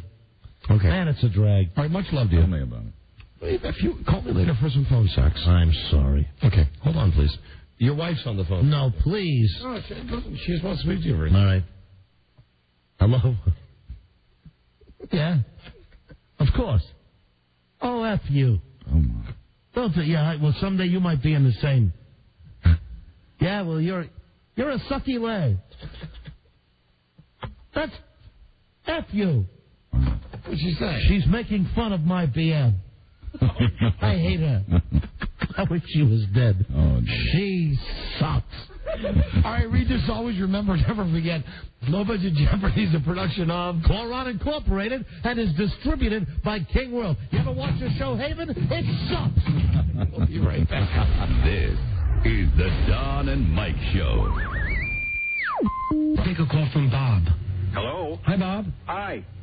How are you this evening? I'm okay. How are you? I'm great. I found the show completely by accident, and I've been intrigued by the questions and answers, and I thought I'd give you a call. Okay. What would you like us to answer? Okay.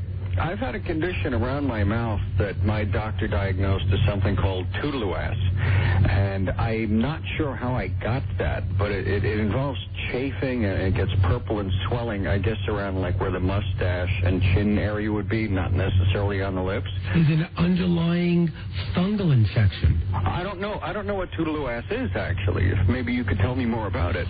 Well, actually, you know what?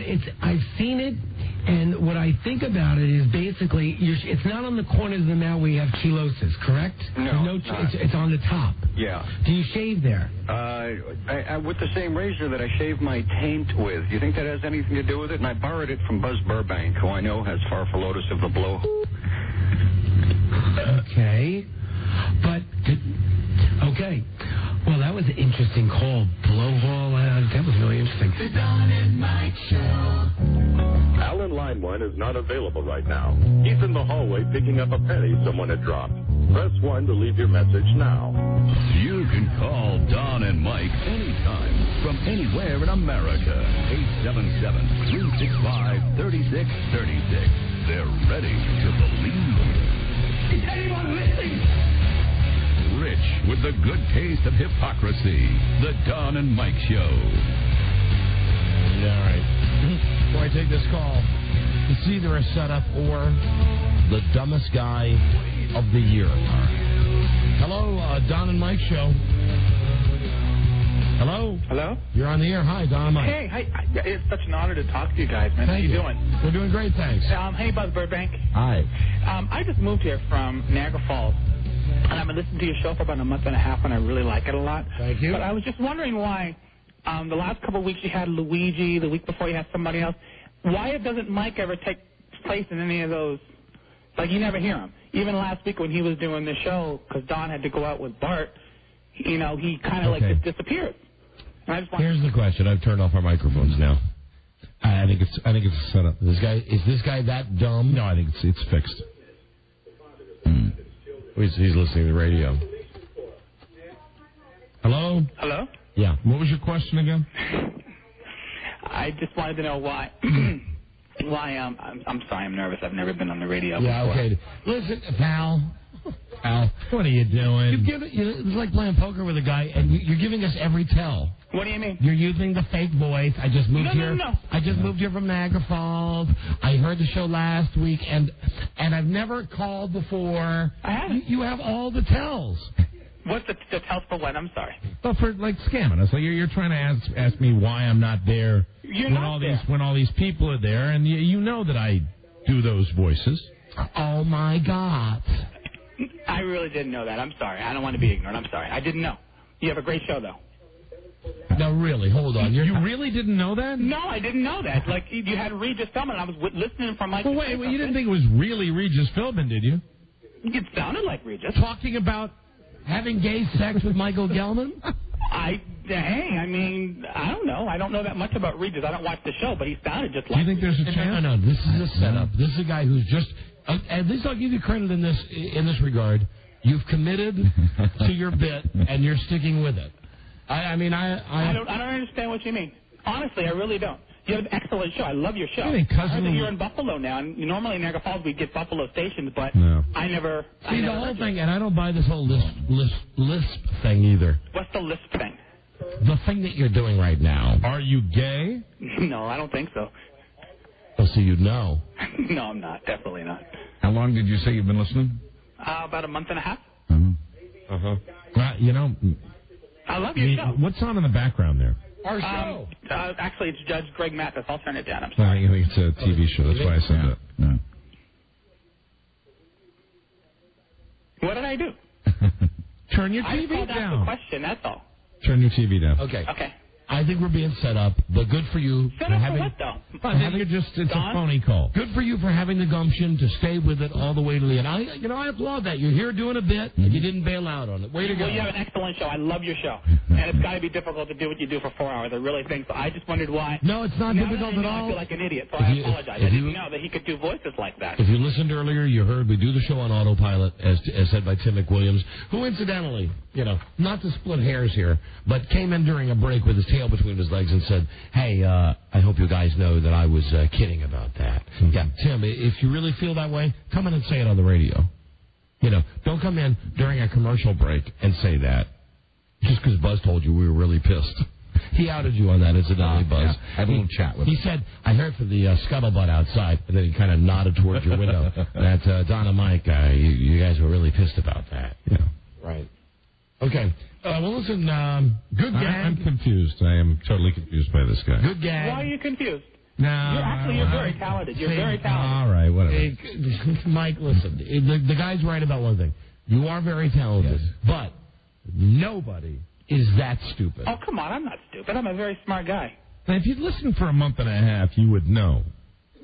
I have. I listen every single day. So did you think when you listen every day? What do you think? There's some person named Cousin Luigi that comes in here? Did you think? I don't get the whole show yet. I'm still learning. Did you think? I got turned on by for people at work. Did you think that Arnold Schwarzenegger was really on our show all the time? The bit? Well, yeah, why not? The bit. That's another tell. Yeah. That's another tell. Using that word, the bit. Huh?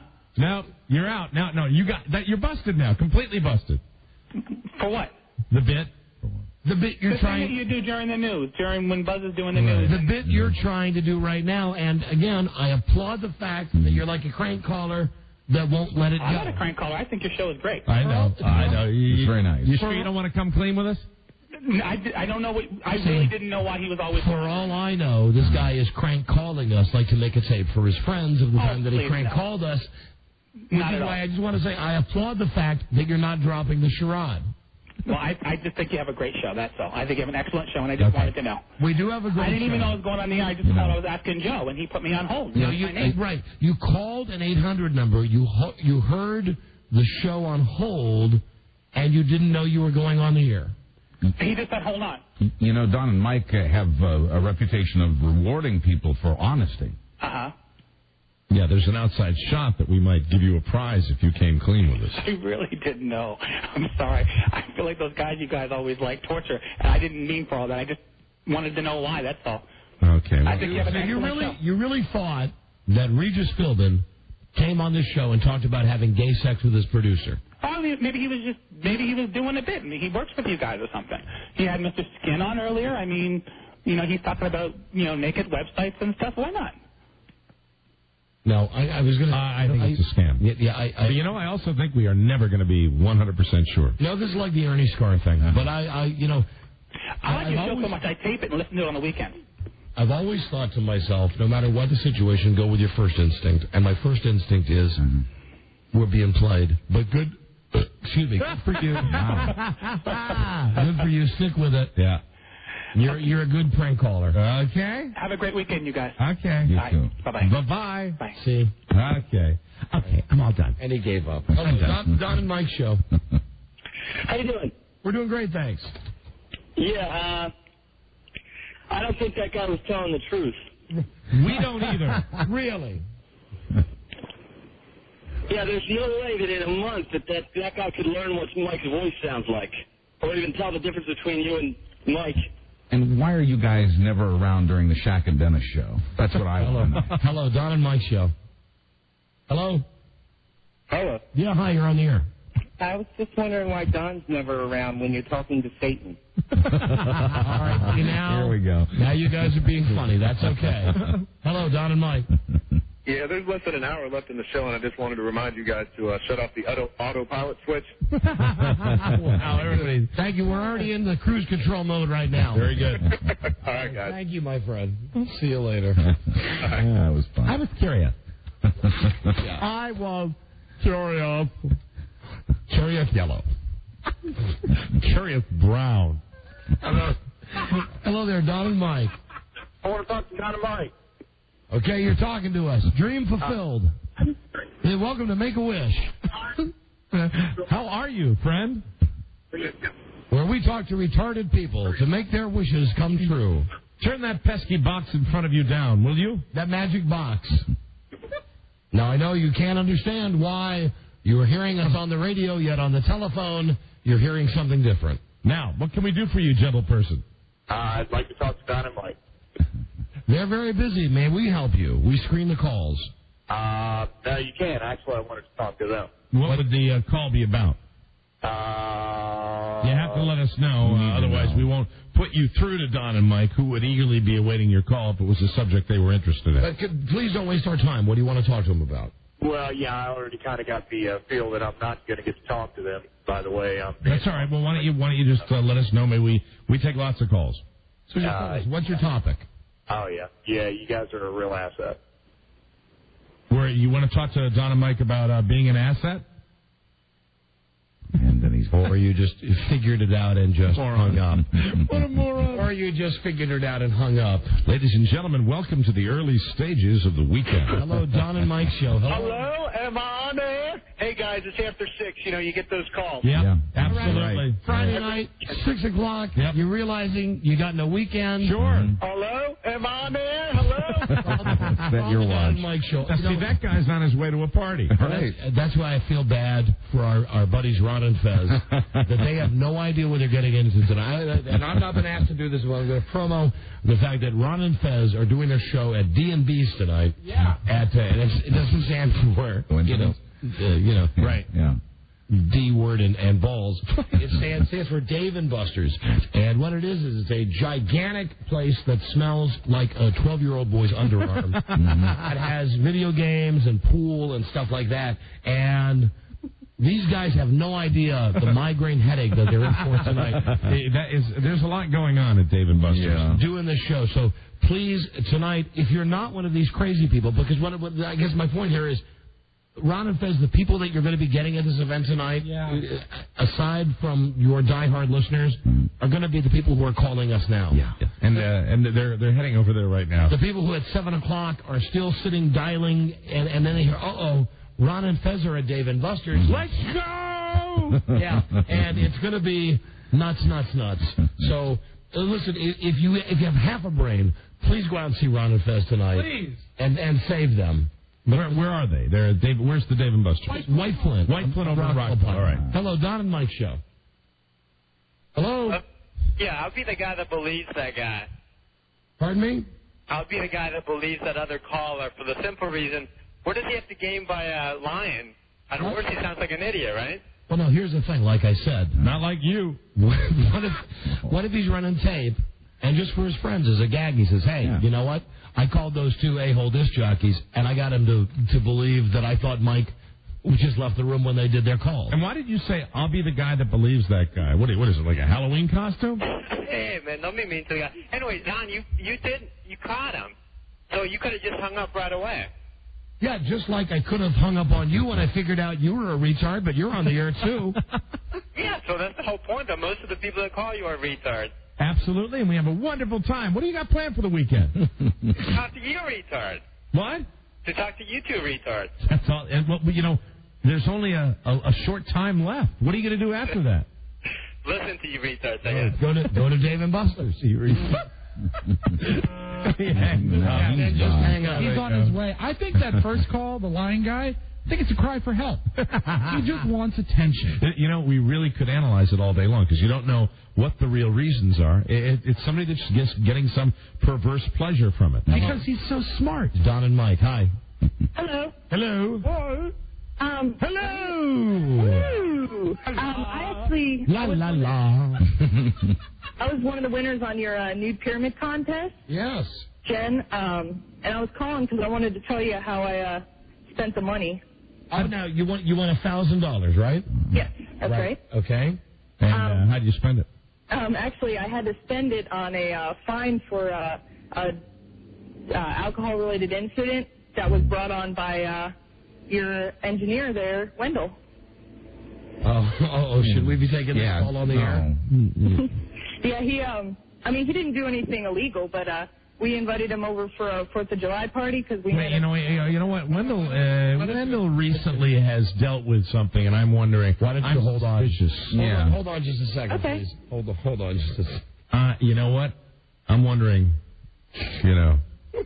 God, what's happened to this segment? I just think that you know how sometimes somebody will call when they've got a little agenda. Yeah, and that's what that might be all about. We just heard that Wendell broke up with somebody, and that that's why I'm suspicious.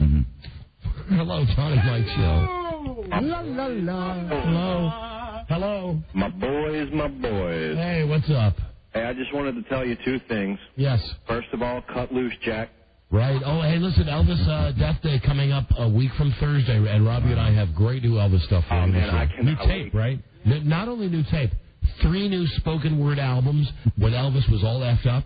Rob was telling me he was previewing the one today from Tucson, Jack. I want to say Tucson, Arizona's a great city. Good. Yeah. And what else? We got to go to Buzz here. Oh, I just wanted to say, get real gone this weekend. There you go. Elvis fan, ladies and gentlemen. You got it. Have a good weekend. I'm a great caller. Thank you. You are a great caller. Take care, guys. Hey, listen, compared to the calls we've had today, you are the best caller of all time. You are a great fan. Thank you so much. All right, thank you. Later, guys. See ya. Bye. Later.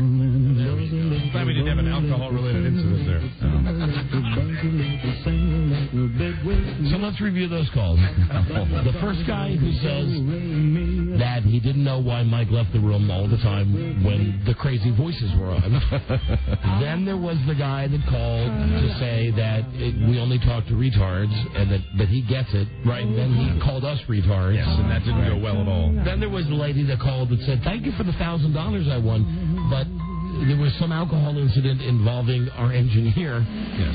And then we took that last guy who liked Elvis, and it ended okay. He was okay. Right, fine. In a world where owning a radio was strictly forbidden, one man found a way to bring good news to his people. Hi. He made it up. You know something? If we were on autopilot, we would have just hit a flock of geese. If we were on autopilot, we would have gone. Rob goes to the time of trouble to go to IMDb.com. We would have reviewed movies that we haven't seen. Right. But I made the call right there that we should just take some live calls.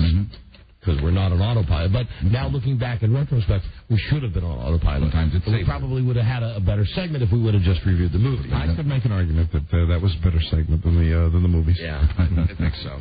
But they had American Pie, yes, and Giggly, no. So there. Geely. Yeah, right, there you go. I like Don's title. Yeah. Giggly. Buzz? Yes. Buzz, your lead story tonight on the news and the comments. Today, Arnold Schwarzenegger will decide his political future on the Jay Leno show. Which would explain, I mentioned this, I think, to the guys up in the office today. Have you been watching Letterman this week?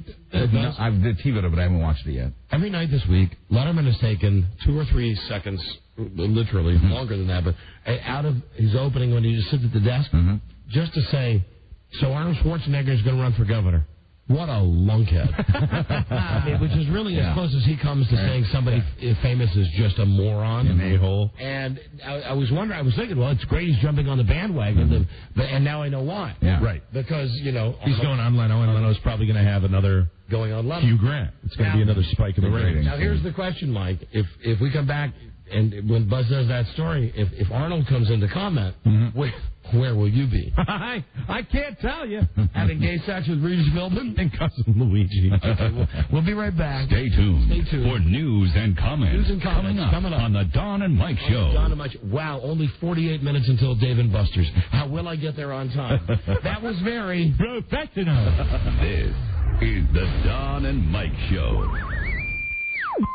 What's the word from Planet Crackpot? The Don and Mike Show. No stinky poon. The Don and Mike Show. Yeah. Here we go with Buzz and News on Super CFL. I love doing that. I never worked there, but I still love the call of it. Super CFL. And now here's Buzz. Hi, Buzz. Hi, Don and Mike.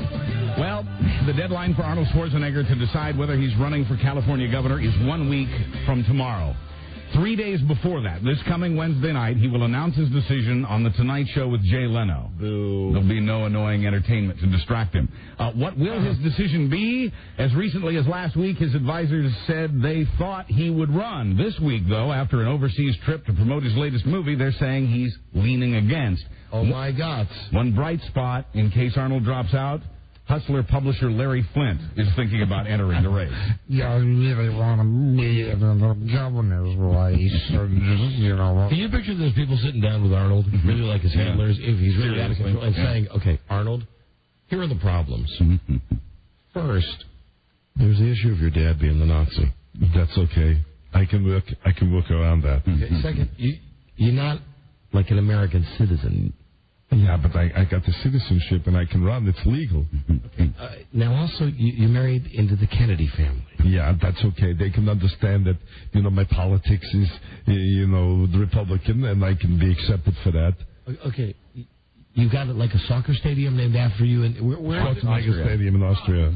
Jawohl. In Austria? Yes, Dankeschön. You speak this drunken German? Yeah, the Austrian accent. Doggy German. Yeah, donkey German. Thank you, Ben. Donkey German. And Arnold? Yeah. You're stupid. Yeah, I am, but I think that there's a chance. I tell you what I want to do after I think about it is I want to go on the Tonight Show and announce my decision. You know why? Why? I like the bright colors. Hey, Arnold? Yeah? I want to tell you something right now, and I bet you're going to say, oh, my God. What's that? Guess what? What? You are really Mike O'Mara. Oh, my God. Nice! The same church that for generations allowed priests to molest children is now calling gays evil. The Vatican has stepped up its offensive and declared a holy war on gays, calling them seriously depraved, gravely immoral, and evil. This increasingly irrelevant church and you hierarchy...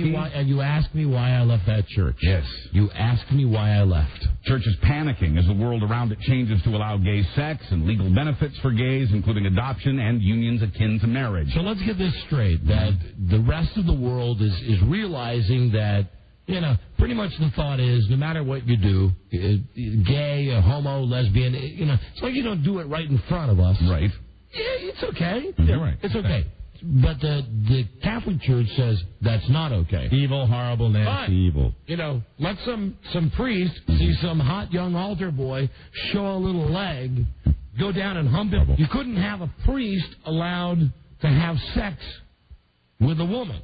It's so bad right now, and what it is just out of touch with reality, and it's sad because for whatever reason, and there's no justification for some of the protections that have been offered to these priests, and then to come out with this heavy-handed doctrine. So they're saying that they think homos are bad when a lot of the priests are homos. And the rationale is, well, the priests are homos because they're not allowed to have sex with girls. It's amazing. Wow.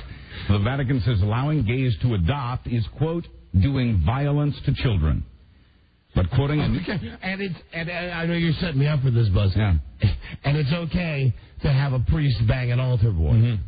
Quoting a New York City councilwoman, what could be crueler than denying a child a home where they are welcome? She says this is the latest tirade from Rome and that it is, quote, one of the least Christian things I have ever heard. I agree. And I think everybody in the Catholic Church should think about that and agree. Oh, look who's here.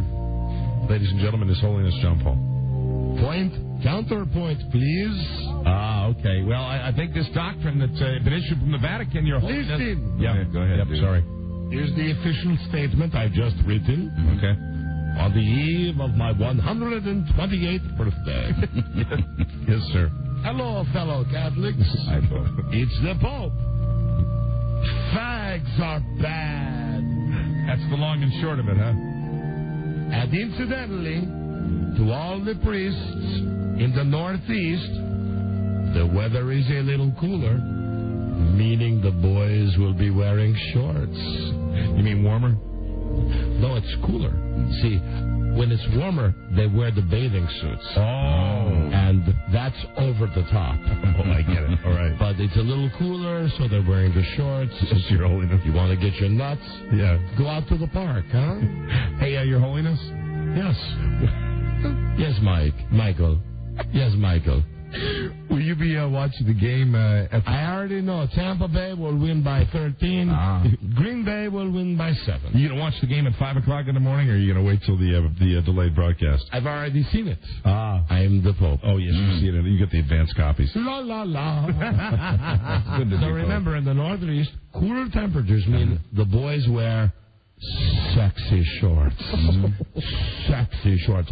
But fags are bad. There he is, ladies and gentlemen. His Holiness Pope John Paul. Remember, Your Excellency, that game is on live at 11 a.m. in Vatican City because of the... That's right, Rob. I forgot about that. There you go. I have already seen it. I talked to God. He previews the games, right? When God told me he hates fags. Hey, Your Holiness, can you pass along something to the number one guy? You mean the G-Man? Yeah, pass along the fact that I'm really grateful for that number one pick in the fantasy draft. Tell him I really appreciate that. I don't think he had anything to do with that. Really? I think the other bad impression that I do had something to do with that. You think I cheated, huh? Is that it? No, I think that the other guy... Satan did it? I think the other guy was helping you out. Your Holiness, can I ask you a question? Incidentally, he loves fags. Satan loves fags. Can I ask you a question? Yes. Where's Don? He's on their website that I endorsed. Boysinshorts.com. Hey, go away, fags. You're not wanted here. La, la, la. His Holiness John Paul. Hello. La, la, la. La, la, la. There he goes. The Kobe Bryant case is getting more complicated. Uh-oh. The case may not be as simple as whether the sex he had with a 19-year-old hotel concierge was consensual or not. ABC News is reporting that there was consensual contact, that she did go to his room and fool around, but that the actual intercourse was against her will. Reports say there was bruising in the vaginal area. ABC says Kobe contradicted himself in statements he gave to the police.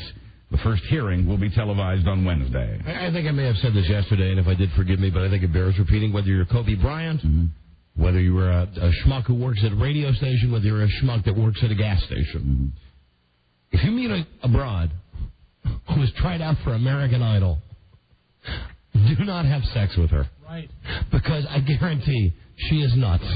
She is looking for the spotlight that she will never find. Thank you. At least he's not gay. Another rapper goes to the slammer. Shock jock.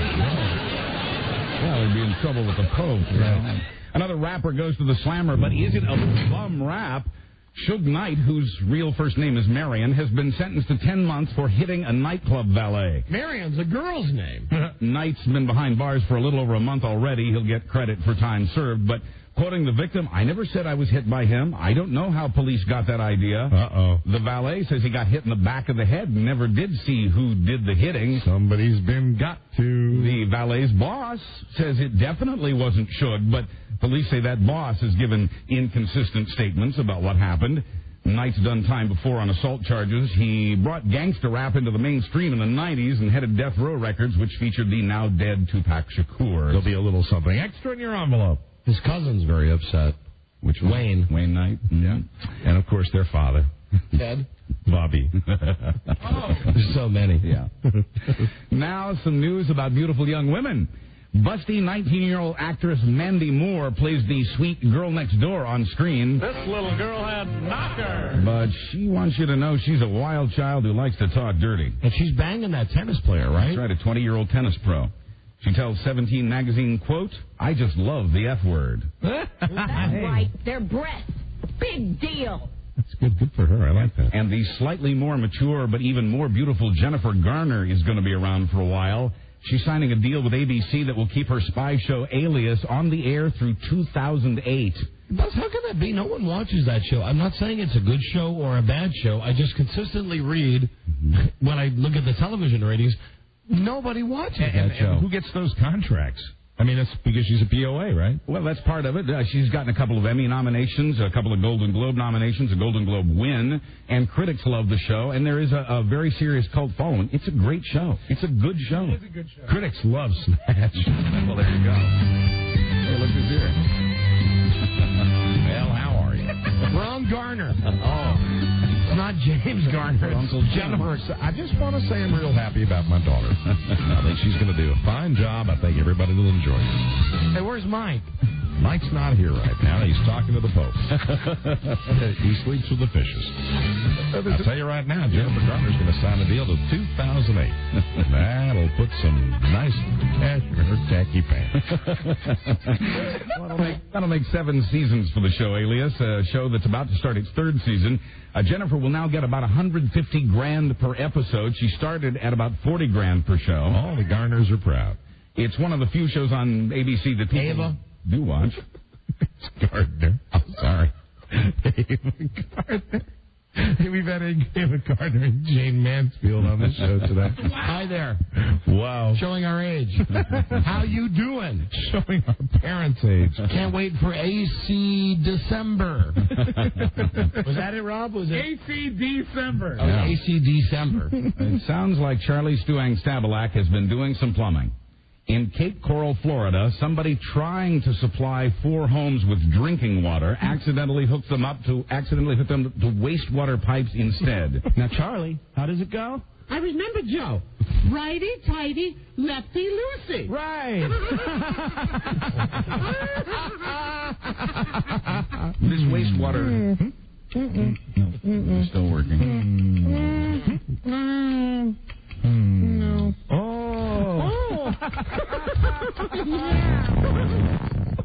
This wastewater does come from sinks and toilets. It's sometimes mixed with fresh water and used for irrigation. One family drank and bathed in that water for 3 months. The wastewater was filtered and was treated with chlorine, but that doesn't kill the parasites that cause vomiting and diarrhea. You're not going to believe this. Quoting a city official, mistakes were made. The family that's been drinking the stuff won't comment on their health, which tells me they're thinking lawsuit. Mm-hmm. That and the dad's comment, I'm livid.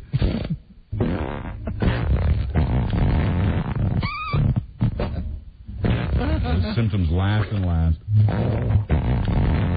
Water everywhere. It's a whole family. Incredible! Actor Colin Farrell is about to get a son. His hot model wife, Kim, is expecting in September. Quoting him, I've got a boy coming into the world, and Kim's an amazing woman. I'm just really excited. You know, he is so great, and I mean that really. He is so great, especially after I saw him talk in real life on one of those talk shows. When he does that oogly googly Irish accent, yeah, the brogue. He's so good. Okay, Rob says look for an infant with huge eyebrows. Yeah, I don't think he's got the Vish brows. He doesn't have them as bad as Eugene Levy does. No, but Colin Farrell has the little monkey brow. But he is truly talented. I mean, I just remember that movie, The Recruit, again, where he plays a guy who just has an American accent. Yeah, his American accent, it's just uncanny how well he does it. You never know it. And I know you and I have talked about that movie, Minority Report. Yeah, I love that movie. I can't not watch that movie. Pretty great in that movie. Buzz, hold on just a second, all right then. We'll be back with our wacky cast of characters in just a moment. This is the Don and Mike Show. Gosh, I hate to interrupt. It's all been so incredibly fascinating and entertaining and instructive. Really, the time has just flown by. The Don and Mike Show. They welcome vicious personal attacks. Don Geronimo and Mike O'Mara. Yeah, baby. Listen, I know we just had the traffic on, but the traffic always sucks on the radio. Right. Anybody want to call me up if you're on the Bay Bridge right now? Let me know how bad the backup is. Also from Virginia, should I take the Wilson Bridge? Should I take the American Legion Bridge? Or go right through town? Cut through town to get to Route 50. Call now, please. Thank you. Because, frankly, our traffic stinks. And, I know I get in the car. All of the station's traffic stinks. And if you give me real good traffic stuff, then I believe I'll give you a DVD copy of Flamingo Kid. Very good. And Bill and Ted's Excellent Adventure from Circuit City. Isn't it great having a radio show sometimes? Well, we'll see if I get good information. All right. Because what we had earlier, Robbie, what did our traffic Connie say before? 8 mile backup? 8 miles back into Annapolis, yeah. Hey. All right, so, see, now, I'm looking on the screen. Why are you calling us from Sacramento? We got caller ID. Why are you calling from Philly? Why you call? Because people want to F with you. Why are you calling from Virginia Beach? I see the area codes. Hello, Don and Mike. There they go. It's actually backed up to Sacramento. I was going to say, it could be a really bad backup. Hello, Don and Mike. Hey, Don and Mike. Yeah. Hey, I'm calling to see if it was true that I heard that a car got struck by lightning on the Bay Bridge. That what? A car got struck by lightning? On the Bay Bridge. I heard it on 105.7. Yeah. See, this could be a guy effing with me, or... You never know. Hey, that's what I heard. Okay, and when did you hear that? I heard it probably about 4:30. Well, would that be going to the beach or back from the beach? Back from the beach. Well, they probably would have had time by now to push it into the sea. Coming back from the beach, who cares? And I heard that the guy that was in the car now has superpowers. So, watch out. He's got radioactive blood. He does, bud. Hello, Don and Mike. Hey, listen, I'm sitting by the airport on 50 here by Bowie. Yeah? It's a mess. Okay, thanks. I believe that, because I know that's about 8 miles back. That's right, it's horrible. Okay, it's horrible. Okay, congratulations. You won the Flamingo Kid on DVD. Hey, thanks. Hold on, please. Let me take one more of these. Hello, Don and Mike. Hello, man. Hey. Hey, go through the city. I want to cross the American Legion Bridge. It sucks. And I'm just about to get to that backup. I can see it. I'm just pulling into it now. Okay, thank you. You've All right. done Bill and Ted's Excellent Adventure from Circuit City. Boy, that's great. Down there. Amazing getting down there. See, the problem is that I don't know how you put up with it. everybody goes to the beach at the same time. Everybody goes to the beach at the same time. And why don't they understand? That's the time that I go to the beach. Right. Go at another time. You got all friggin' day. Right. Well, you got to wait till 7 o'clock. Come on. Anyway, thank you, everybody. Thank you. And there's traffic you can use. Traffic you can count on. There you go. Yeah. The message? Take a chopper. Now, are you ready to finally give in to my advice and build your own bridge? There you go. Or I thought he could take the ferry. Why? Or the ferry. I'm going to do what Uday Hussein did. Just build my own road. Right around there. And then anybody... From WJFK? No. The road's just for me, just like Uday's road. And anybody that gets on my road, I'm going to make them drink 3 bottles of gin and then strap them to a merry-go-round. Bingo. You've got a busy weekend then. A guy in a pickup truck rear-ended the Dixie Chicks tour bus yesterday. The bus was stopped at the time after being struck first by an unknown object. Hey, Buzz? Yes? You would have thought they'd look both ways at once. Cross-eyed, Joe. Because they're cross-eyed. Well, the pickup driver says...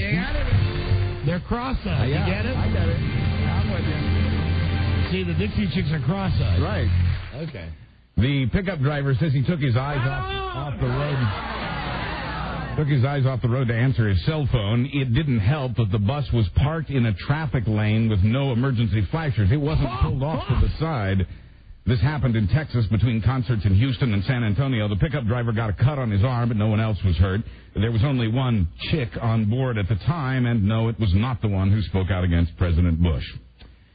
When you wish upon a star, you'll get movies from Pixar. Thanks to a couple of recent movie hits, Disney is finally a money-making company again. Oh, thank God. Profits are up 10%, better than expected, mostly thanks to movies like Finding Nemo and also Pirates of the Caribbean.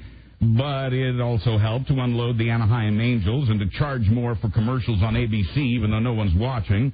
Disney amusement parks stopped making money after 9/11, and they're still dragging. You know, I was watching something, I know what it was the other day, X Games. Yes. On ESPN2. And the whoring is incredible. That I know everybody's got synergy, all these companies do. But the X Games are in Santa Barbara or something. Right. And they have the young hip hosts, the guys that don't give an F, the guys that have like their ass crack hanging out of the back of their pants, and they got the matching shirt with the hat that's on sideways. But while at the same time they're showing how anti-culture they are. Right.